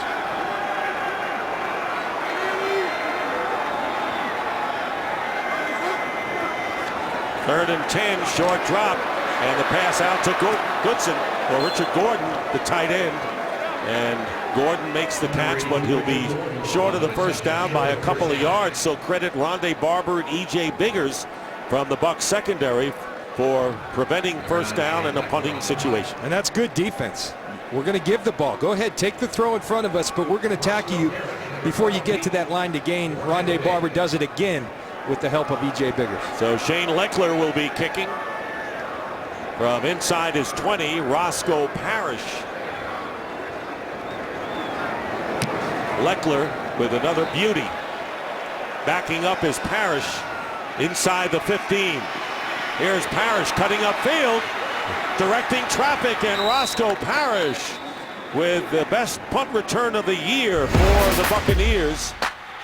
And the Buccaneers vaunted offense, averaging 34 in the last 3.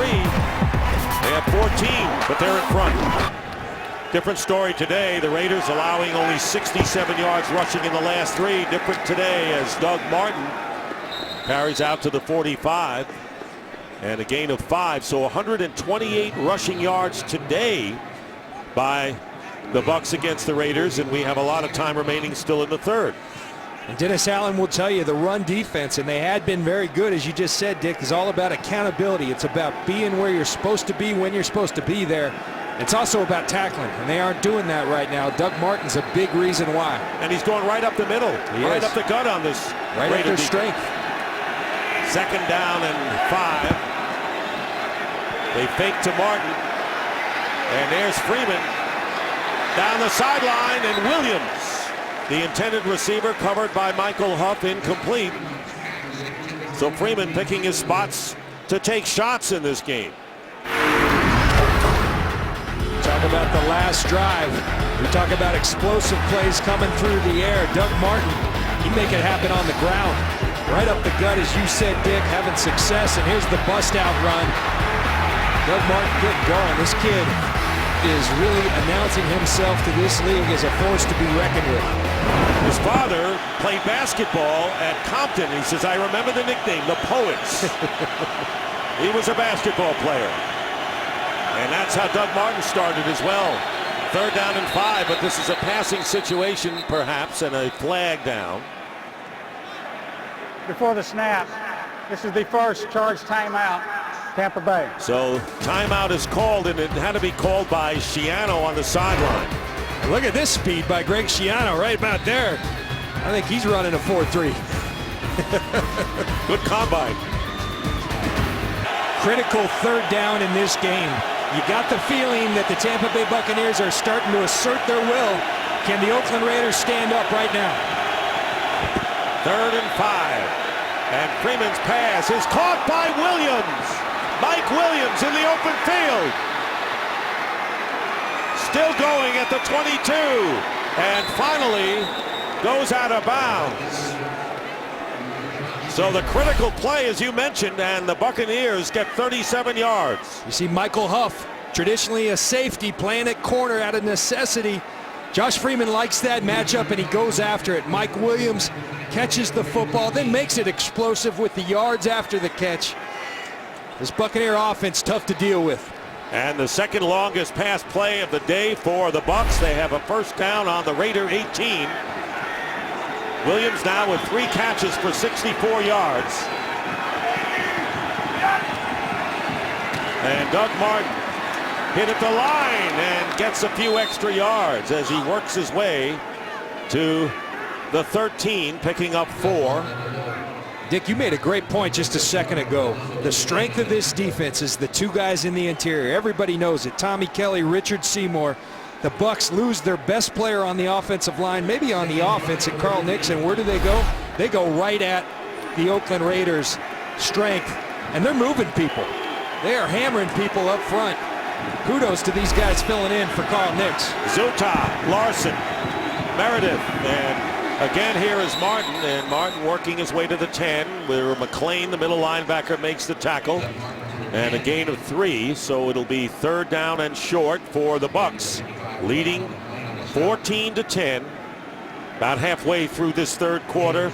And Martin over 100 yards now, 105 yards, and has averaged 7.5 on the day, including the 45-yard TD burst. I believe in situations like that, the head coach kind of sets the tone. And he admitted, we're losing a great player, but we're going to be just fine. And that's the way his team felt as well, and they're showing it. And a timeout called by Greg Schiano. So a lot of coaches will save it to the end, but Schiano has used 2 Tampa Bay here in the 3rd quarter. We'll be back. Always great to see a smile on the face of Rondé Barber, which he had moments ago. He likes the way these things are going. Right now, the offense has it. It'll be 3rd down and 3 on the 11 after the 2nd timeout by the Buccaneers. Freeman. And the whistle. And before the play, the whistle blew. Flag is down, meanwhile, at the 10. Neutral zone infraction, number 99, defense.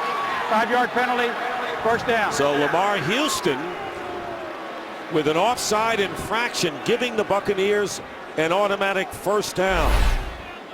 You see Lamar Houston right here. Josh Freeman going to go with the hard count, and Houston jumps.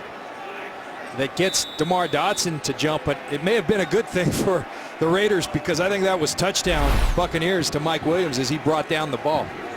So the costly penalty on the play, and it's 1st and goal at the 6. Here is Martin. And Martin is stopped after a gain of 1. 2nd and goal. You know, the comparison has been made with Doug Martin to Ray Rice in Baltimore, and Ray Rice, a tremendous player, so a lot to put on a young man, but the more you watch him, the more you start to say, yeah, you know what, they're right. And the first one to make that comparison was his own head coach, Greg Schiano. He coached Ray Rice at Rutgers, so he would know. Martin came in third in average yards per scrimmage behind Peterson and Rice. Now it's second and goal from the 4, and play action. And Freeman's pass into the end zone. Williams, touchdown! Mike Williams with a touchdown, and the Tampa Bay Buccaneers have opened it up somewhat with 7:12 remaining in the third. What happens when you run the football effectively? The play action starts working. You draw the one-on-ones outside. Let me tell you something, you cannot locate a football any better than Josh Freeman does on this ball. Only where Mike Williams can catch it. That is tremendous accuracy, tremendous play action fake by Josh Freeman. He's playing the quarterback position well. And when you have the running game like that, the play action is just going to fall into place. 4-yard pass to Williams as Connor Barth is on for the extra point try.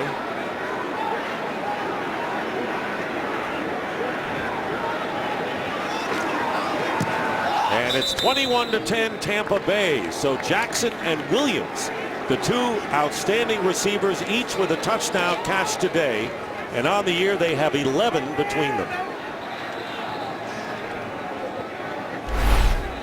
The whole deal. I mean, look at the hard sell. That looks like a Peyton Manning type play action. Even sells a little further by ducking to hide himself, hide the ball, stands tall in the pocket. Perfect mechanics throwing the football, and as I mentioned before, you can't locate it any better. And Mike Williams plucks it. It's good all around, and that's why they're the top offense in football over the last 4 games. And Freeman now with 12 touchdown passes, only 1 interception since the second half against the Redskins. And there is Greg Schiano congratulating the troops. He says, look, I'm hard on them during the week. I'm really tough. But, you know, now you have to face the opponent on Sunday, and so I just lay off on Sunday. He might be the MVP of that series, sprinting to get that timeout, remember? But we go back to that third down, and you had the feeling that the Bucs were starting to really assert themselves and take over this game. They converted it with the Mike Williams catch and run, turns into a touchdown. And Freeman definitely taking control of the position of quarterback, which is what Greg Schiano told us in our meeting with him yesterday. And you were so right about that critical 3rd and 3 play, and the Bucs converted and then scored the touchdown through Mike Goodson's hands, and the Raiders will start out at the 20. Well, call Star NFL to download NFL Mobile now and get coverage of every NFL game. This is where it gets dangerous for Carson Palmer, because you've lost your starting running back. You shouldn't abandon your game plan, but your game plan somewhat goes out the door when you don't have your starting running back, your studded running back in Darren McFadden. And this is where the Bucs thrive. When they know you're going to throw, they start creating turnovers. McFadden had a leg injury, had x-rays, they were negative, but won't be back. Play action for Palmer, and he'll go to Marcel Reese.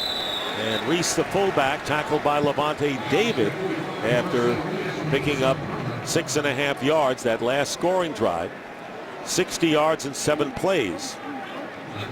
Levante David, what a young find they found in Levante David in the 2nd round of this year's draft. He's a guy, talked to Brian Cox, the front 7 coach down on the field. He said, John, he sees it and he knows how to finish. Testament to him and how they believe in him. He's got the communicating. He calls the signals in the huddle for the Tampa Bay Buccaneers as a rookie. 2nd down and 3, and Palmer will swing it out to Mike Goodson, and Goodson's second effort may get him a 1st down. Talking about getting the linebacker here, and a big pickup it was in Levante David. Now we know that Aqib Talib was traded to the Patriots for a 4th round pick.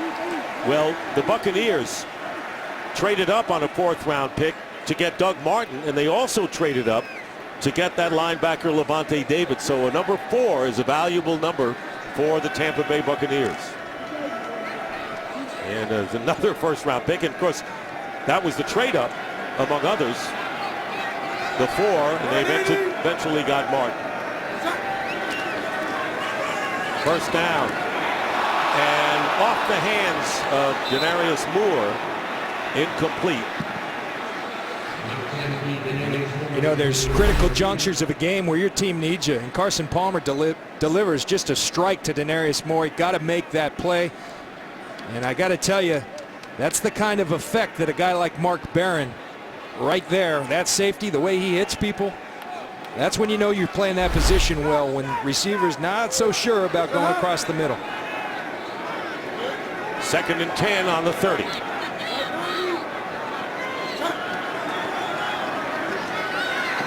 Palmer with a play action. Gets to Goodson. And Goodson tackled, appeared just shy of the first down yardage by Quincy Black. Mike Goodson is a good football player. Came from Carolina. The problem with him over the past has been he's been a fumbler. He seems to have corrected that. He's not Darren McFadden, though. And you notice there hasn't been any run calls since McFadden has been out, at least not a heavy dose of them. Raiders have been outscored by a huge margin in the 3rd quarter this year. And it's the same story here today. The pass to Mike Goodson. First down and out of bounds. Just shy of midfield. And time for a game break. Let's check in with Kurt Menefee. Well, a good day for running backs in Seattle. Marshawn Lynch, 3-yard touchdown run. His first score of the game, but he's over the 100-yard mark. And the Seahawks lead Minnesota 27-20. Dick and John, Adrian Peterson, 170 yards rushing, and 2 scores in this one. Wow, what a show indeed of the running backs out in Seattle. It's my cousin, Marshawn, up there. 1st and 10. You'll just grasp for any relative you can who's doing well in this league. I'll claim him. I'll claim him. I know your game. Here's Moore. And Moore fights his way to the 46, or make it the 44, where Quincy Black makes the tackle as we wind down to 4 minutes remaining in this 3rd quarter, and the Buccaneers leading 21-10. I think if I'm the Buccaneers right now, I'm thinking, all right, they've been dinking and dunking a little. Here comes the shot. They're going to try us up top. If I'm Leonard Johnson and E.J. Bigger's the corner, that's what I'm thinking right about now. 2nd and 3, and the pass caught by Hayward Bay. Short pass, but good enough for the first down to the 38. 6-yard pickup.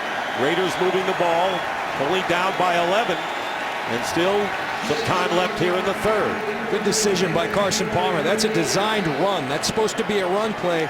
He sees 8 guys in the box from the Buccaneer defense, a safety coming down. He says, we're going to take the throw, gets the first down. Hayward Bay has 5 catches. He and Goodson lead the Raiders in receiving. First down. And pass is intercepted by Leonard Johnson. And he stops the threat by the Raiders. And you can see Carson Palmer's disgust as he comes off the field. T.O. Nessheim with the pressure set this up. Great play by Leonard Johnson. His eyes on Carson Palmer. Throws off his back foot with the pressure. Interception, Buccaneers. So Leonard Johnson with the interception of Carson Palmer's pass.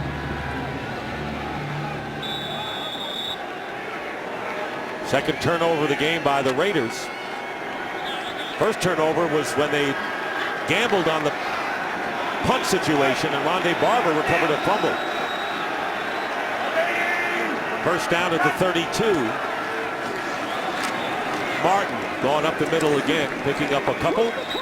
So Leonard Johnson making another contribution. For more, let's go down to Jennifer Hale. Well, Dick, I had a chance to chat with Leonard before the game, and he told me he spent hours every night this week studying the Raider receivers and how they get in and out of their breaks, their routes. He told me he pinpointed, obviously, some weaknesses he thought he could exploit. He told me he is so grateful to get to play with the big boys again, and I said, well, gee, you are one. He said, no, not yet. I'm just earning my stripes still. Well, I'll tell you, Jennifer, it's his second interception in as many games. Did one against Minnesota. So he has 2 in 2 games. That's not bad. Second down and 9 from the 33. They go to Martin. Martin off the left side, breaks a tackle, and here's Martin again. Inside the 20, and Martin will get in for the touchdown. The first one was 45 yards. This one's 67 for Doug Martin. And Giordano is hurt and on the field, injured for the Raiders. You've got young running backs all across America going out and starting to break dance right now, because if it's working for Doug Martin, it's working for them. And let me tell you something, he had his bust-out game last week. Again, his coach challenged him. You did it one week, can you do it again? My goodness, has he delivered. 174 yards in the game. And there is the injured Matt Giordano, the free safety. But the Tampa Bay Buccaneers have outscored the Raiders here in the third quarter with 3 touchdowns. And Connor Barth trying to make it a 28-10 game.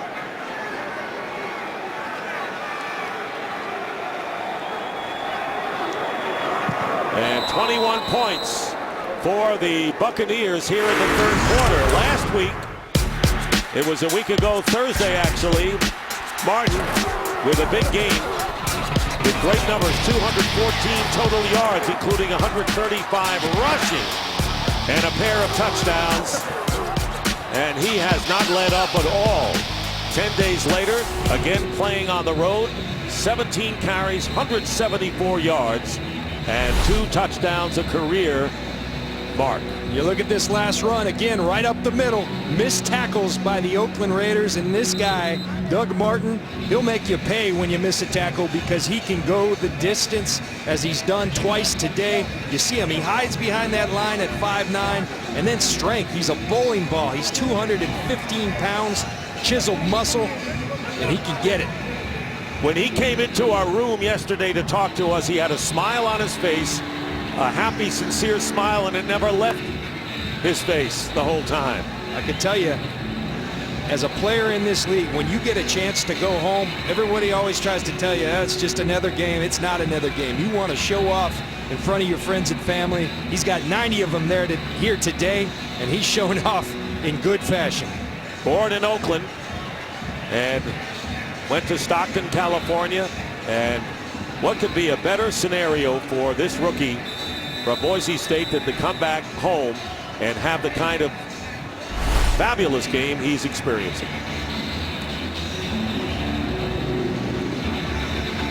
Ball blown off the tee. How about this third quarter for the Bucs, who trail 10-7 at the half? Unbelievable. You look at the discrepancy in yards. The Buccaneers seem to have had the ball the entire quarter. The turnover by Leonard Johnson led to the second explosive run. Freeman 16 of 27, 225 yards, 2 touchdowns. And Goodson will decide to take it out at the 20. Well, this week on Fox College Saturday, it's a doubleheader beginning with 11th-ranked Oregon State battling 14th-ranked Stanford as both teams try to stay in the race for the conference championship. Then the second-ranked K-State Wildcats look to keep their national title hopes alive as they take on upset-minded TCU. Coverage of Fox College football begins Saturday at 2:30 Eastern, 11:30 Pacific on Fox. What is that? First down from the 20, and Palmer's pass is incomplete, intended for Denarius Moore. My partner here, John Lynch, coming back to the Bay Area where you played your college ball, of course, at Stanford and Palo Alto, and they enjoyed a huge victory yesterday. They did, and they might have found themselves a new quarterback.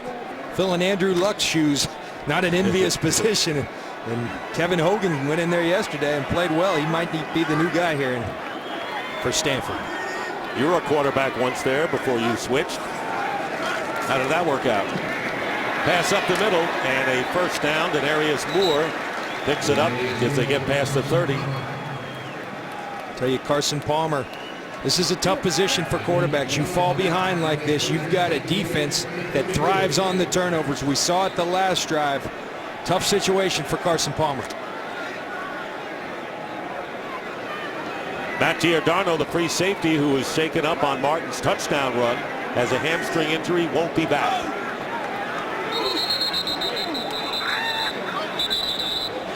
False start, 5 yards, being marked off now against Oakland. False start, number 68, offense. 5-yard penalty, first down. 5-yard penalty. And Dennis Allen talked about how the discipline has been better. The penalties are down. That hasn't been necessarily the case, and the Raiders' history speaks for itself. I guess it does. I mean, every decade, that means you got a problem, and he's done a nice job of rectifying that. And today it hasn't been so good. 1st and 15, going underneath, completing to Myers, and the tight end is wrestled down by David. And a gain of 10. Well, but this is a better year for them penalty-wise compared to the last 2 years. Yeah, when you're last in the league in terms of meaning you had the most penalty yards, this year they're 6th best in the league with only 47 penalty yards a game. Today, where are they at? They got 55 yards worth of penalties. On 6 penalties. They've been outdone by the Bucs, however. 2nd down, and this is a pass that is caught by Marcel Reese. Managed to hold on to the ball, and a pass to Reese, who is a fullback but can play a lot of different positions. That's a 36-yard play. Carson Palmer says they list him as fullback. He's not really a fullback. This guy's a receiver. That's what he was in high school. That's what he was at the University of Washington, and he shows you why. And he managed to hold on to that ball when he hit the ground. 1st and 10. Now at the 36 of Tampa Bay, going up top, and no one home. Pass was intended for Derek Hagan, but there were 3 Buccaneers who were closer to it. And there seems like it's been a number of times today that Carson Palmer has not been on the same page as his wide receivers. A lot of these routes are adjusted during the course of the play, and they're not on the same page today. Started the game impressively by blocking a field goal attempt, running it back, getting a 3-0 lead. Eventually took a 10-7 lead at the half, but Tampa Bay has exploded here in the 3rd. 2nd and 10. Caught by Reese. And a first down by Reese as time runs out here in the 3rd quarter. With the score, the Buccaneers 28 and the Raiders 10. And Fox NFL Sunday will continue after a break from your local Fox station.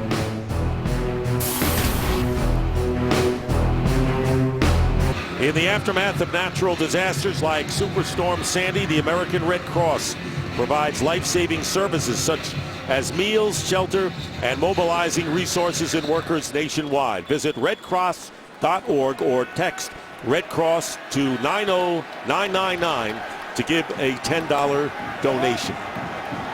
1st and 10 at the 21. As we start the 4th quarter with a penalty.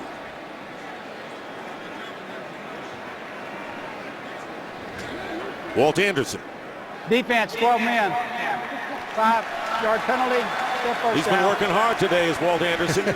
Too many men on the field. And that shouldn't happen after a stoppage of play. That came off a stoppage of play. Got 12 men on the field. Not good for the Buccaneer defense. Smiles on the faces of the Buccaneers on the sideline on both sides of the ball, leading 28-10. 1st down and 5. Palmer in the pocket, lost it into the end zone, trying to go to Marcel Reese. And it'll bring up 2nd down and 5. Tampa Bay Buccaneers, who have lost 6 out of 7 to the Raiders in their history, and they haven't played since 2008, but leading here 28-10. Dick Stockton, along with John Lynch and Jennifer Hale here in Oakland. That last play, you see Marcel Reese, the fullback, wide open, but the pressure from Gerald McCoy and Michael Bennett forces the errant throw from Palmer. 2nd and 5, going underneath to Goodson, and Goodson gets inside the 5. It'll be 1st and goal for the Raiders. You know, the interesting thing, at the end of that play, you see Eric Wright in on the tackle. Eric Wright We talked about Aqib Talib being traded. The other starting corner was Eric Wright. Now they're not playing him in the base. They're playing Biggers and Leonard Johnson. Eric Wright playing as a substitutional player in the slot. And now Mike Goodson is injured. Goodson is injured. They've already lost Darren McFadden with a leg injury, and now Goodson, the backup, is hurt.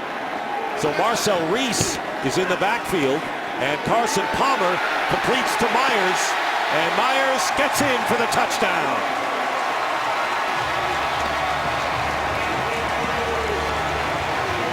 Brandon Myers, who is the leading receiver coming in, very deceptive as the leader, gets it across. And yes, he does. You see it right there. Stretches it over the end line. Touchdown Raiders. Sebastian Janikowski to attempt the extra point. So Janikowski will be on to again try to make this an 11-point game early here in the fourth quarter.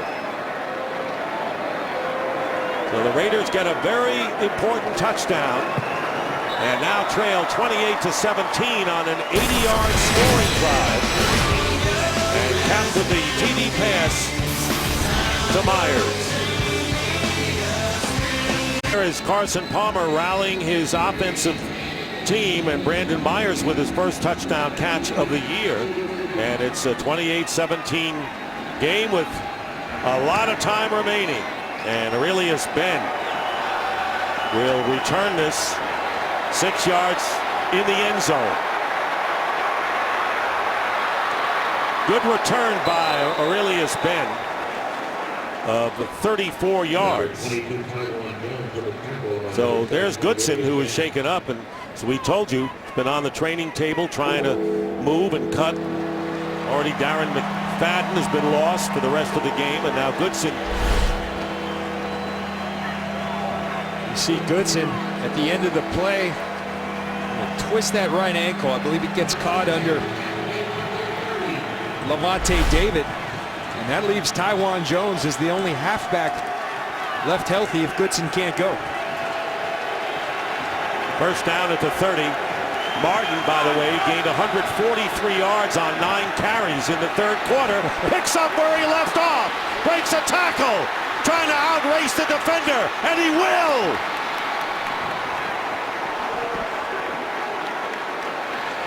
"70 yards this time." A rushing performance for the ages for the rookie Doug Martin. And where does it go? Where does it start? Right up the middle once again. Carl Nix is gone. No problem, Doug Martin says, because I got you. And my goodness, has he coming home in unbelievable fashion. This young man, the rest of the league better watch out.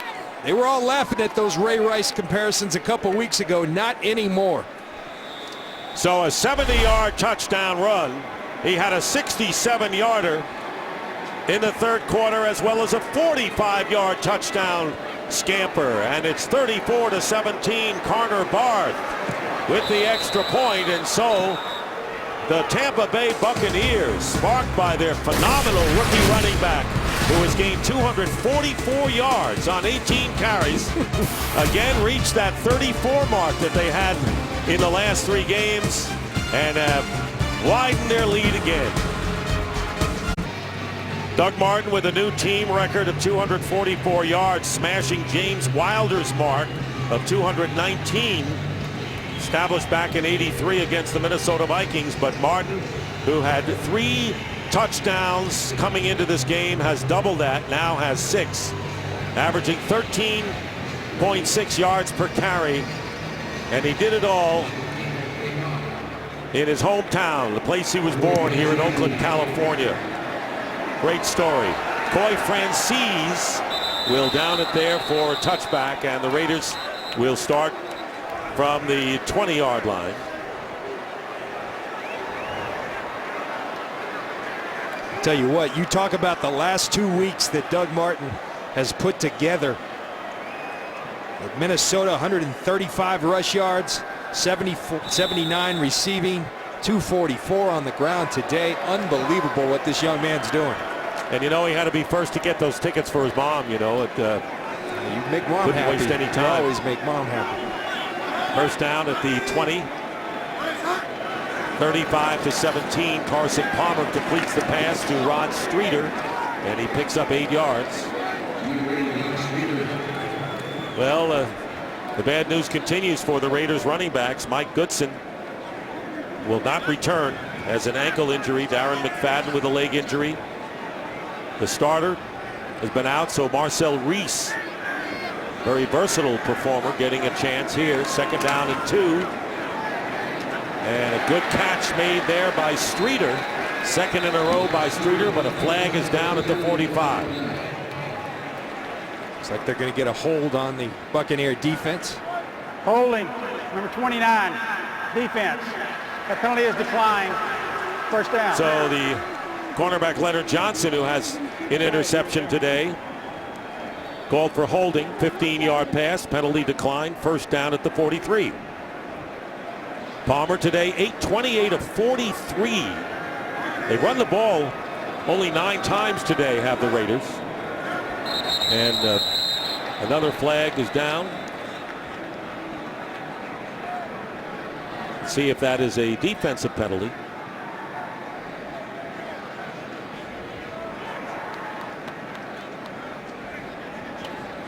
Grab all the oxygen you can, Mr. Martin. He's earned it. He has earned it.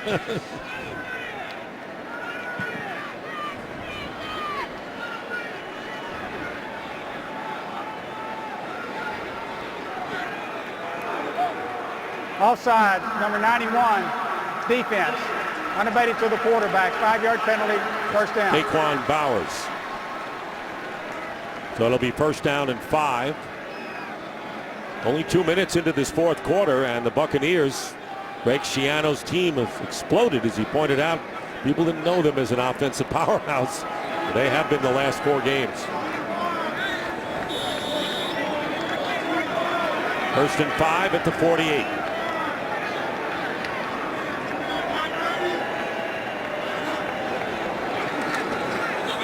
Palmer with time and completes to Denarius Moore. And Moore getting into Buccaneer territory, and a big gain there. And one of the Tampa Bay players is shaken up. 26-yard pass play, and it's Leonard Johnson who's down. Leonard Johnson, the local kid from Tampa, Largo High School, who's played really well the last 2 weeks. Injured, remember they've traded Aqib Talib, Eric Wright playing in the nickel situations. Look like Myron Lewis will come on the field for Leonard Johnson. All right, we'll have an injury timeout, and we'll return. Here's the end of that one, and we'll be back.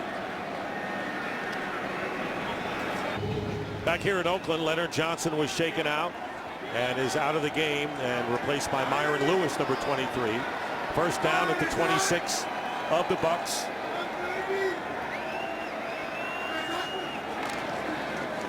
Carson Palmer going underneath to Marcel Reese. And Reese stopped just short of the first down by E.J. Biggers. So it'll be second down and 1. They're not going to run any more, down by 35-17, but the Raiders have been outrushed 275-17. 9 rushes for an average of just under 2. But it's a passing game for them. Second down and 1. Well, here's a running play, and Reese gets a first down and gets inside the 10. And another penalty thrown at the 15, and it's holding against Oakland. 10-yard penalty, still second down. Get Mike Brizell, the right guard.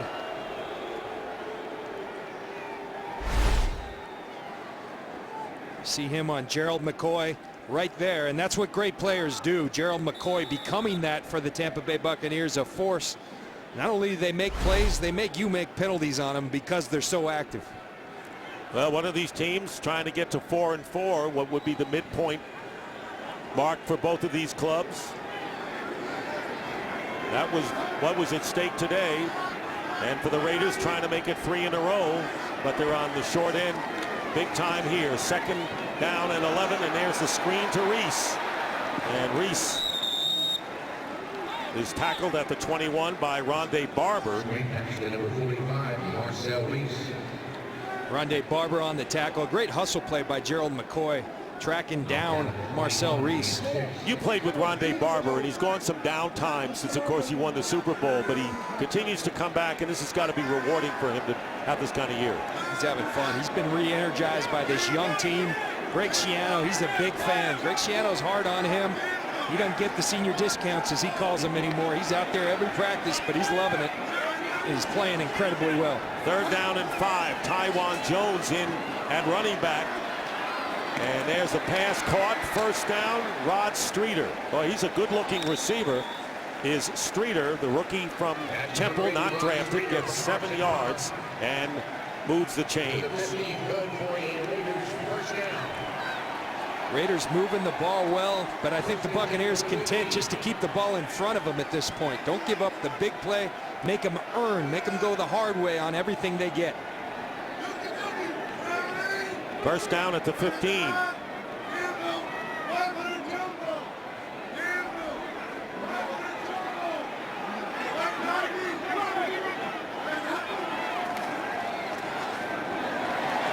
Into the end zone. Flag is down. E.J. Biggers batted the ball away, but he may have made contact as well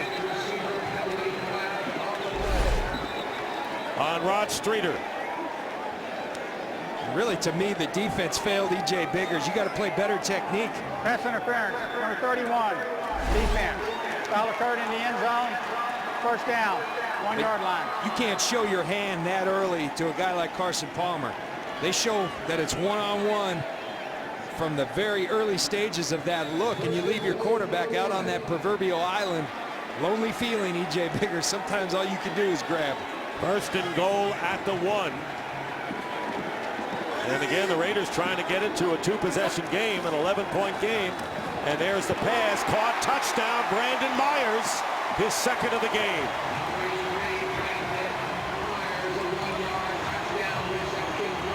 So Brandon Myers, who led the team in receiving coming in, but had not caught a touchdown pass, has grabbed 2 in this one. So with the extra point, you get it back to 11, but now begs the question, how do you stop Doug Martin? That's a big question. 1-yard pass to Myers, and Janikowski on for the extra point, and he makes it an 11-point game, 35-24. But a good question with Martin exploding for 244 yards, and that's without Carl Nix, his all-pro guard. Aurelius Ben goes deep for the Buccaneers, and Janikowski will kick off. It's 35-24. We had 17 total points in the first half. 42, and here's the onside kick, and it's taken by the Bucs, and it's Ahmad Black. So with nearly 10 minutes remaining in the 4th quarter, the Raiders decide to go for the onside kick, and the Buccaneers will have it at the 44 of Tampa Bay. What a heads-up and aggressive play by Ahmad Black. Janikowski comes with a perfect kick, kind of a surprise onside. Watch Ahmad Black go attack that football. Set the game clock to 9:45. Talk about the moment of truth. Who's going to make the play? Right there, it was Ahmad Black. And a gamble there, and now the Buccaneers have field position at the 44, and they have number 22 as well, Doug Martin. I think if I'm on the Raiders defense, I'm thinking they might hand it to 22. There's a chance. They fake to him. And they flip it to Nate Byam, and the tight end picking up good yardage. Nearly 9 on the play, and not stepping out of bounds. So the clock continues to run here. A lot of time left, but the onside kick backfires, and they're going to say it is a 10-yard gain and a 1st down for the Buccaneers. That's exactly what they were thinking, but a great call by Mike Sullivan, because everyone's got their attention on Doug Martin. Fake the ball to Doug Martin, then come on the boot to Nick Byam. LeGarrette Blount is into the game now as the tailback. And Blount gets the carry. There's a penalty flag down again. So that's the 19th penalty of the game. And Richard Seymour may be guilty of offsides. Offsides, number 92, defense. 5-yard penalty. Still first down. So it's 1st and 5 for the Bucs. Here's Martin, who's itching to get back in there, needing 52 yards to break Adrian Peterson's all-time rushing record of a game, 296. How about the second half? Unbelievable. Look at Doug Martin. He's not tired. He wants back in. He wants some of that record. He looks like he's in the neutral corner, ready to come out for round 1.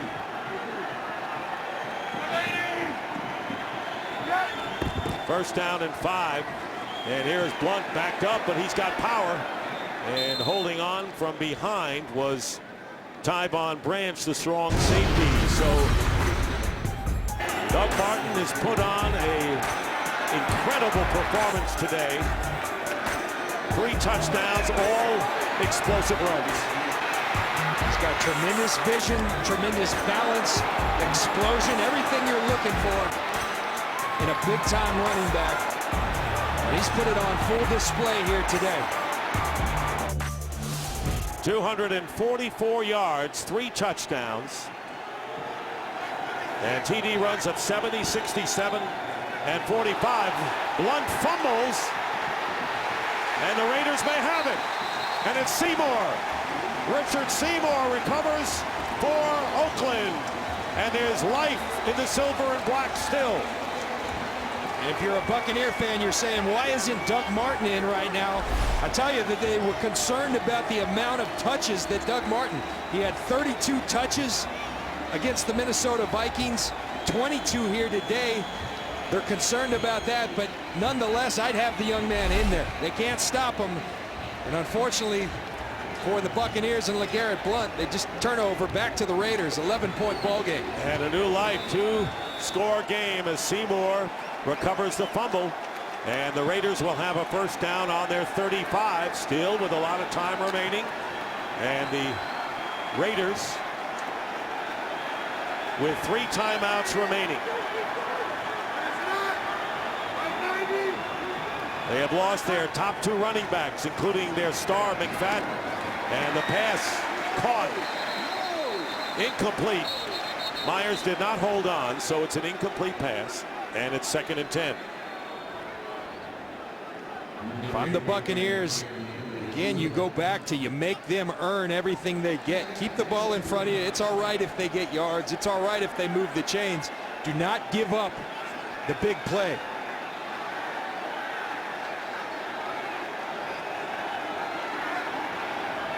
Raiders trying to take advantage of the turnover. Down by 11. Palmer stepping up. And the pass nearly picked off by Barber. Rondé Barber, who has either a forced fumble or an interception in each of the last 4 games, nearly got another one. That's not something you see much. He gets his hands on a ball. He usually brings it in, does Rondé Barber. But an outstanding play nonetheless, undercutting Myers. Nearly the big interception. So it's 3rd down and 10. Still on the 35.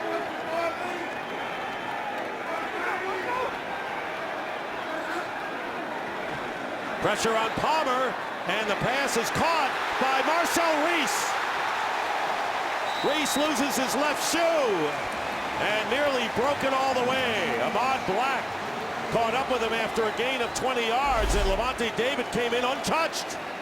Carson Palmer does a great job of seeing the blitz. Let me show you something, though. Watch the tackle at the end of this play by Ahmad Black, because if he doesn't get Marcel Reese, he is out the door. Great play by Ahmad Black, who went up and got that onside kick as well. Ahmad Black showing up and making some plays for the Buccaneers as well. And a 20-yard gain for the Raiders. First down on the Bucs 45. Under 7 minutes to go, and the quick to the outside to Hagan. And Hagan is tackled, and another good tackle. That was Lavonte David, the rookie from Nebraska, and holds Hagan to a gain of 6. And there's this play by Ahmad Black. Sometimes you got to take their shoe off, and that's exactly what he does. He held on, and here's Lavonte David. A good tackling team are the Buccaneers. They're showing it. 2nd and 4. Handoff Taiwan Jones, and he's put down by David again. What an inspired series by Lavonte David, the second-round pick from Nebraska, and that is his 14th tackle of the game. There's a lot of people in the league right now knowing that Lavonte David went in the second round, saying, what were we thinking not picking him in the first round? This kid can play some football. So now it's 3rd down and 2. Palmer on the slant, incomplete, deflected off of Derek Hagan. And it is 4th down and 2. And the Raiders, with 5:46 to go, down by 11, will have to go for it on 4th down and 2 here. You got to think Carson Palmer will tell you all day long his #1 target's 17, Denarius Moore. He's been quiet today. Streeter, Myers have had big games today along with Reese. We'll see where Palmer goes with it. And maybe the Raiders' chances rest right here to hang in the game. They're going to be one-on-ones on the outside. If they want this matchup to go up top, they've got it. 4th down and 2. Here's pressure, and this pass is incomplete. Moore, and the flag is down. 2 penalty markers down at the 20. Eric Wright was defending Denarius Moore, and a pass interference penalty will give the Raiders a first down. Number 21, defense. First down. You watch Eric Wright working on Denarius Moore. He's got a hold of that jersey. I really think it's more of holding rather than pass interference. Right, you see is. the right hand, but they call pass interference nonetheless. Bottom line, you can't panic as a defensive back. Trust your technique. So now a first down on the 24 of Tampa Bay. Pressure again, and here's the pass. Hayward Bay trying to make another one-handed grab like he did earlier. And Leonard Johnson, who was shaken up earlier and came back in the game defending. They've got the matchup they like. There is Hayward Bay on Leonard Johnson. Another beautifully thrown football by Hayward Bay. Sometimes you got to stop worrying about keeping that DB off with the left hand. Get both hands up there to try to make the grab. 2nd down and 10. Palmer. Flag down. Palmer completes to Streeter. And he's inside the 10, but a penalty flag back down at the 32. Holding, number 68, offense. 10-yard penalty, still 2nd down. And a critical holding penalty on Jared Valdir, the left tackle, will bring back what have been a 1st and goal for the Raiders. Watch Valdir working on Teo Nesheim. Going to get his hands around him on the outside. Right there at the end of that, Walt Anderson going to call the penalty on Valdir. So a 16-yard gain has been nullified, and now the Raiders will be looking at a 2nd down and 20 from the 34 of Tampa Bay. At this point in the game, you're in 4-down territory. If you're Carson Palmer, you don't need it all right now. Get half of it back. In motion is Jerron Kreiner. And the pass is complete to Brandon Myers, and Myers will go out of bounds. Tackled by Lewis and stopping the clock with 4:59 remaining, and a pickup of 5. There's LeGarrette Blount, who fumbled on the exchange with Josh Freeman, watching anxiously. It's Carson Palmer, 3rd and 15, tough situation, but again, 4-down territory right here. Palmer has thrown 55 passes for 383 yards, 3 touchdowns and 1 pick. 3rd and 15. Underneath, pass caught by Myers, and he could not break the tackle by David to get a first down. Eric Wright finally makes the stop, and a 13-yard gain, and it'll be 4th down and about 1.5. Make it 2. So they're going for it on 4th and 2, not trying to get the field goal, and the quarterback sneak by Palmer, and a first down inside the 15. You know, and Carson Palmer, I think, did that on his own. No huddle, went up to the line of scrimmage, because you have to ask the question at that point, 11-point game, do you kick the field goal, make it a 1-score, 8-point game? So in their way of thinking, they want to get the touchdown first. Doesn't matter to me. I think it's important that you need 2 scores. You get them as quickly as you can. Under 4 minutes remaining. First down. Palmer's pass. Caught. Touchdown, Marcel Reese.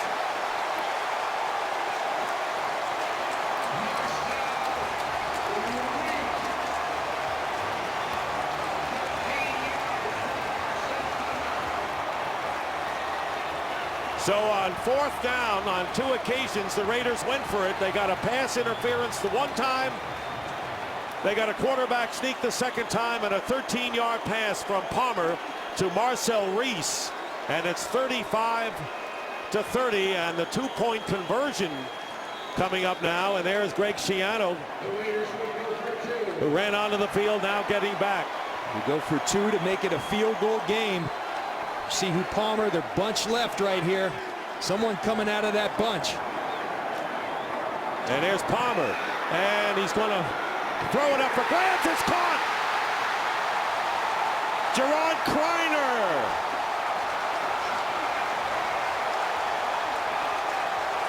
And just as Carson Palmer was going down, he fired it up in the air, and Kreiner out-jumped Buccaneer defenders, and it's now a field goal difference, 35-32. And it all started with the turnover by the Bucs. There's the turnover on the exchange. The ball never gets in to LeGarrette Blount's hands. Leads to the touchdown. Carson Palmer to Marcel Reese. What a football. Then he throws it up to the rookie. A lot of trust in a rookie, Kreiner, on the 4th down. Palmer eludes the sack, throws it up there, and Kreiner on one of those 50-50 balls, throws it up there. His rookie goes and gets it for him. 5th round pick out of the University of Arizona. What timing here? Greg Knapp said last week on Friday, we met with him. He said, we like this kid on 50-50 balls. I think they really like him on 50-50 balls about right now. He made it an 80-20 ball there. And remember, the Raiders, who are down by 3, have all 3 of their timeouts remaining with 3:51 on the clock. And Carson Palmer with a courageous drive. Dick, the interesting thing, Tampa has their hands team on, but with all 3 timeouts, traditionally you would kick deep. The problem is right now you can't stop Doug Martin. And they're going to kick this one deep. So an 11-play, 65-yard scoring drive, and it's a 35-32 game. Right now we're going to have a game break and send it out to Kurt Menefee. Kurt. Well, exactly at the moment that the Raiders were scoring in your game, the Steelers were scoring in the Meadowlands. Isaac Redman, 1-yard run, gives Pittsburgh the lead late in the 4th quarter, 24-20 over the New York Giants, but still 4 minutes left to go for Eli and company. John? Yep. All right, Kurt, thank you very much. And this is the excitement of the NFL. Pure and simple.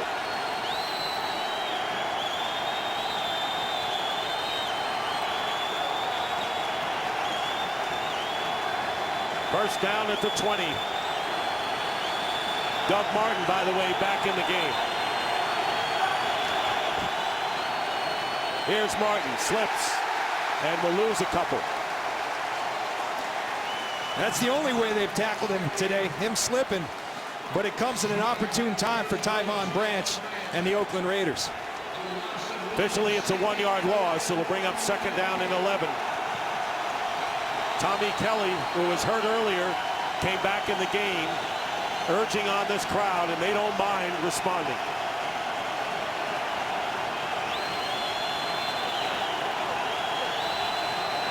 Remember, you try to stop Doug Martin, it leaves one-on-ones outside.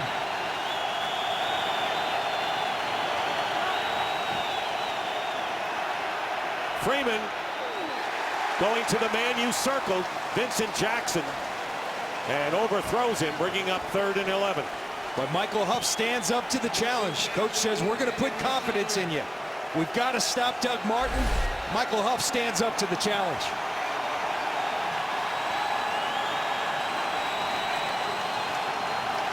Third and 11, and this crowd is in full throw. Are they ever?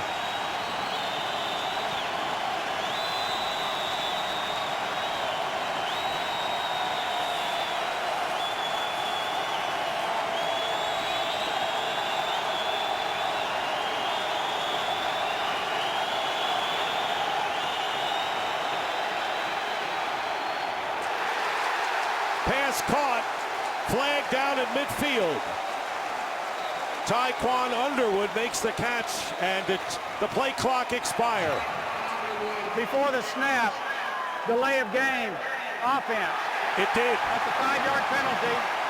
It's still third down. Give that one to the Oakland crowd. I think it's so loud, Josh Freeman could not communicate what he wanted to get done.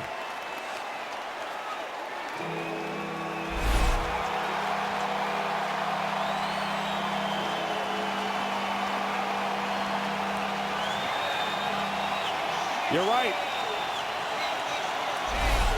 Now it is third down and 16. The ball back on the 14. The clock is correct at 3:03.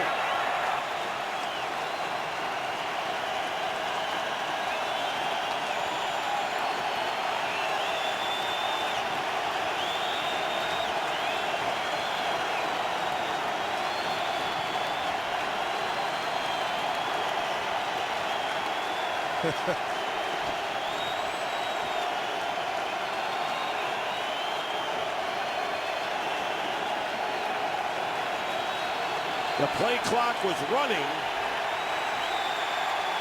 And another delay of game penalty. Delay of game, offense, 5-yard penalty, still third down. Give another one to the Oakland crowd. Boy, did they come alive like their team did.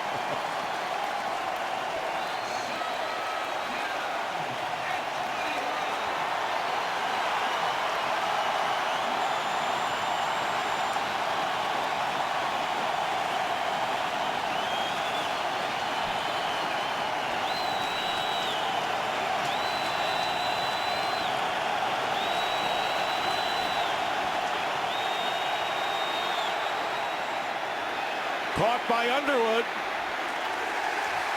Fourth down. The defense did their job. The crowd did their job. This is the first Raiders have a timeout, chance. Oakland, 30-second timeout. And the Raiders have called their first timeout of the second half. They have 2 left.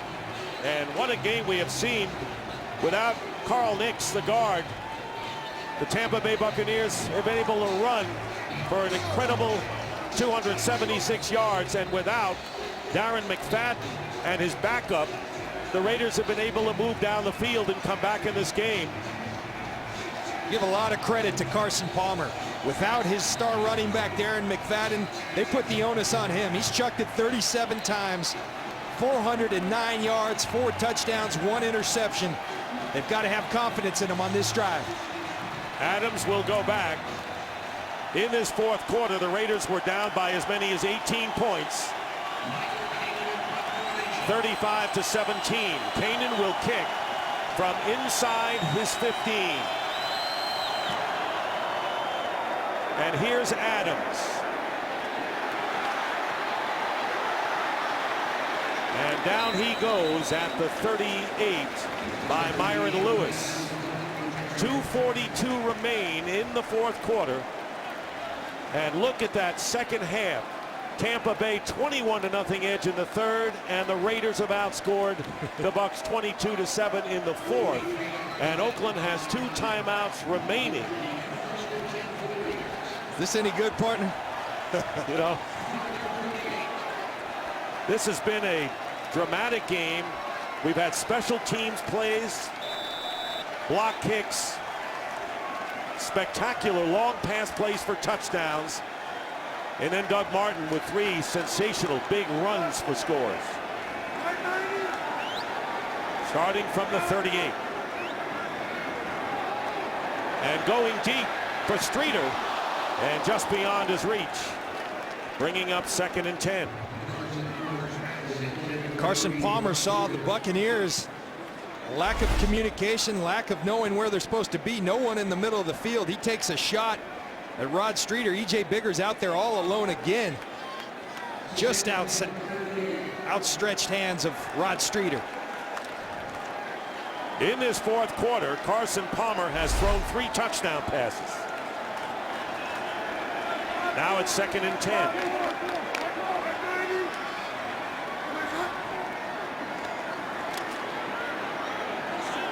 And this one is intercepted. Ahmad Black running it back. And Ahmad Black may have sealed it for the Buccaneers. Right into his hands.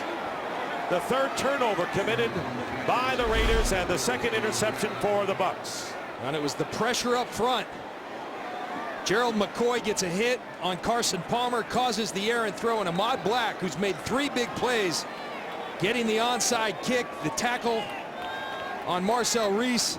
Just a bad throw by Carson Palmer. Gerald McCoy has him under duress. Costly mistake by Carson Palmer and the Oakland Raiders. And a 34-yard return by Black.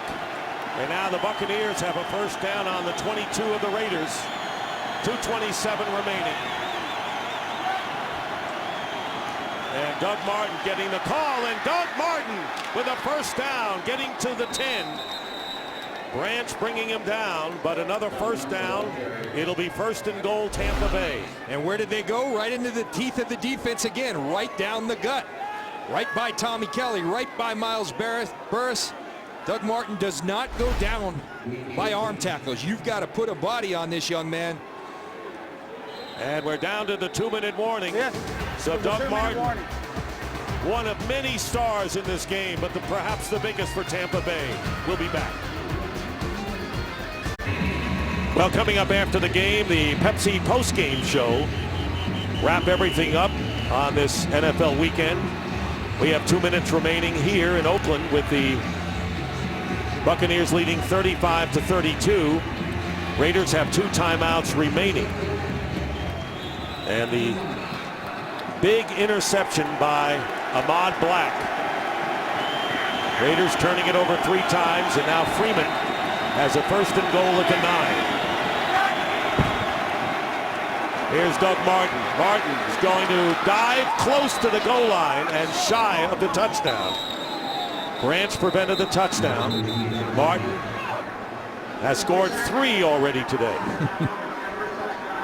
And the Raiders will call a timeout. They will have 1 left. He's been phenomenal. He's been following that guy, Eric Lorig, all day long. Eric Lorig has been one of the heroes because he's opening a lot of these big holes, and you give this guy a little space, you're going to make a lot of yards. And that's what Doug Martin's done all day long. And again, we go back to the beginning when you talked about the loss of the Pro Bowl guard, Carl Nix, and really the key to the great running that the Buccaneers have had this year.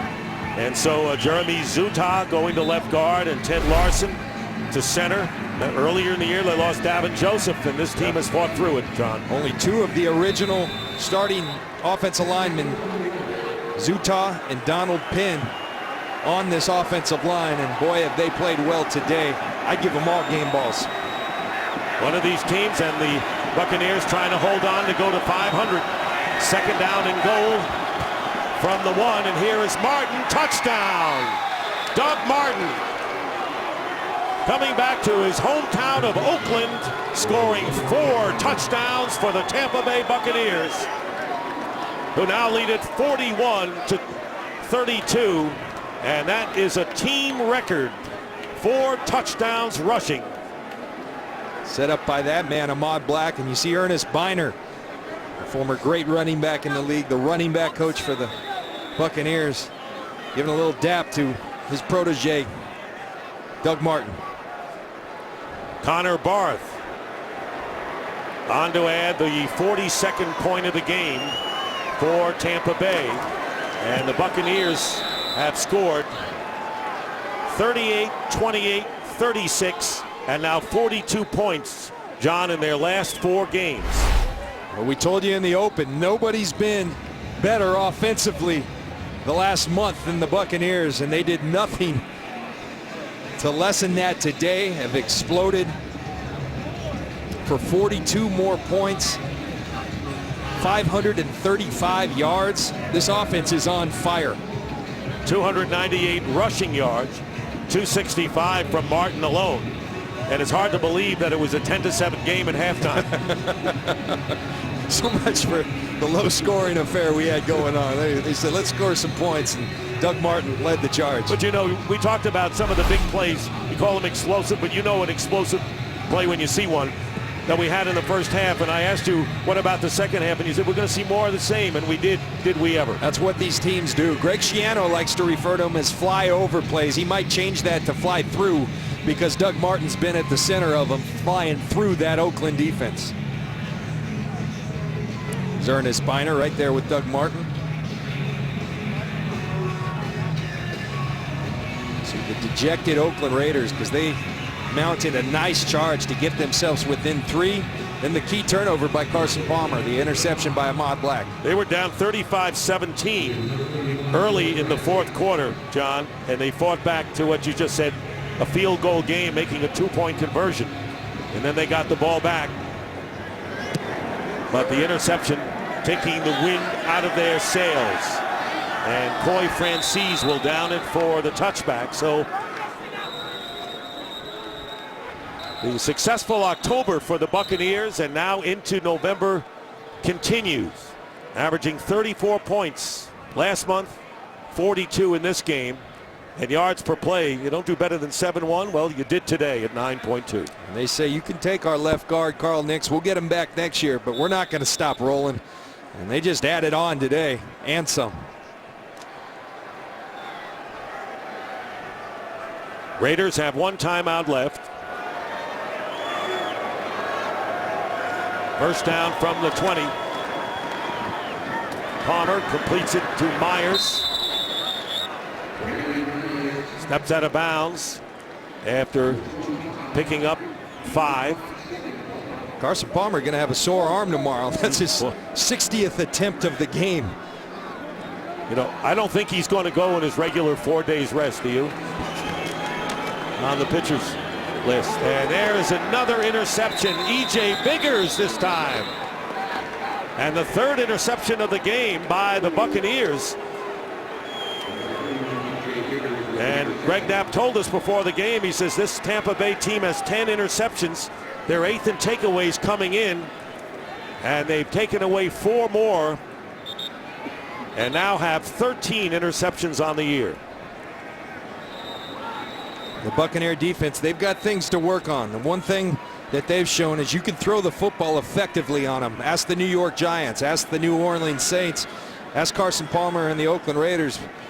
But they found a way to finish with these turnovers today. And they'll go to 4-4 on the year and have won 3 out of 4. Their only loss was a heartbreaker to the New Orleans Saints, ending on a penalty on the last play of the game.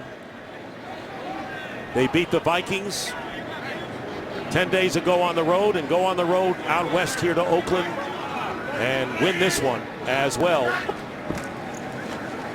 And here is Martin.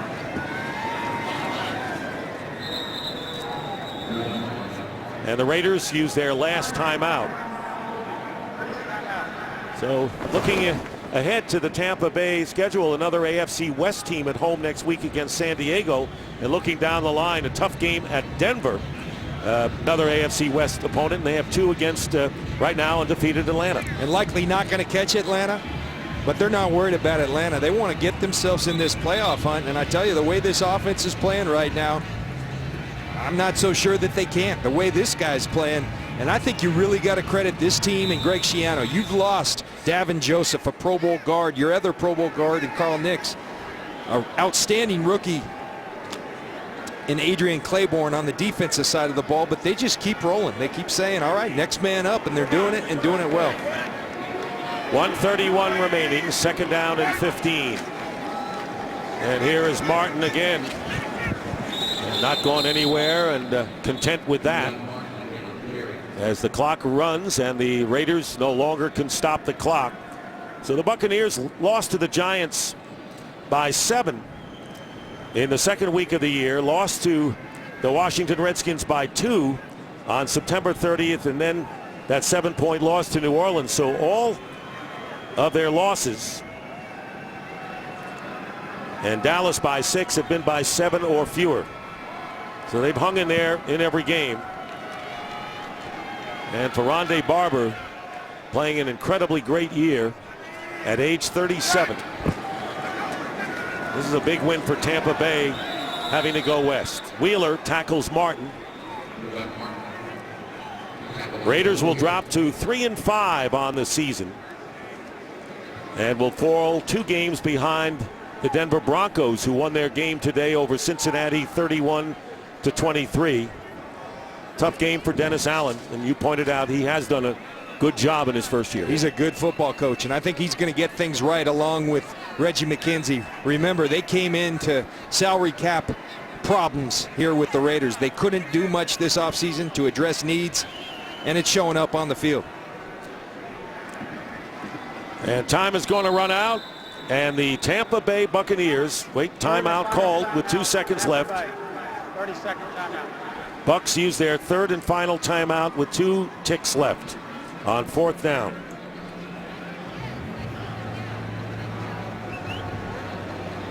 Not sure what that I've got no implies. idea.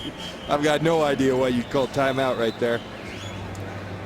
But they're going to bring Rondé Barber in on offense. Probably a victory formation. 251. He lost some in this last drive going backwards, did Doug Martin. He'll take it 4 touchdowns, 3 of them gigantic runs. You see these guys, they go in the shotgun because they know what they do to people when they go in the victory formation. And that'll do it. And the game is over, and the Tampa Bay Buccaneers have their first win ever here in Oakland as they defeat the Raiders 42-32 and go to 4-4 on the year, coming home next week against the San Diego Chargers. Doug Martin with a brilliant game. A lot of heroes in this one. We'll be back here in Oakland after these messages.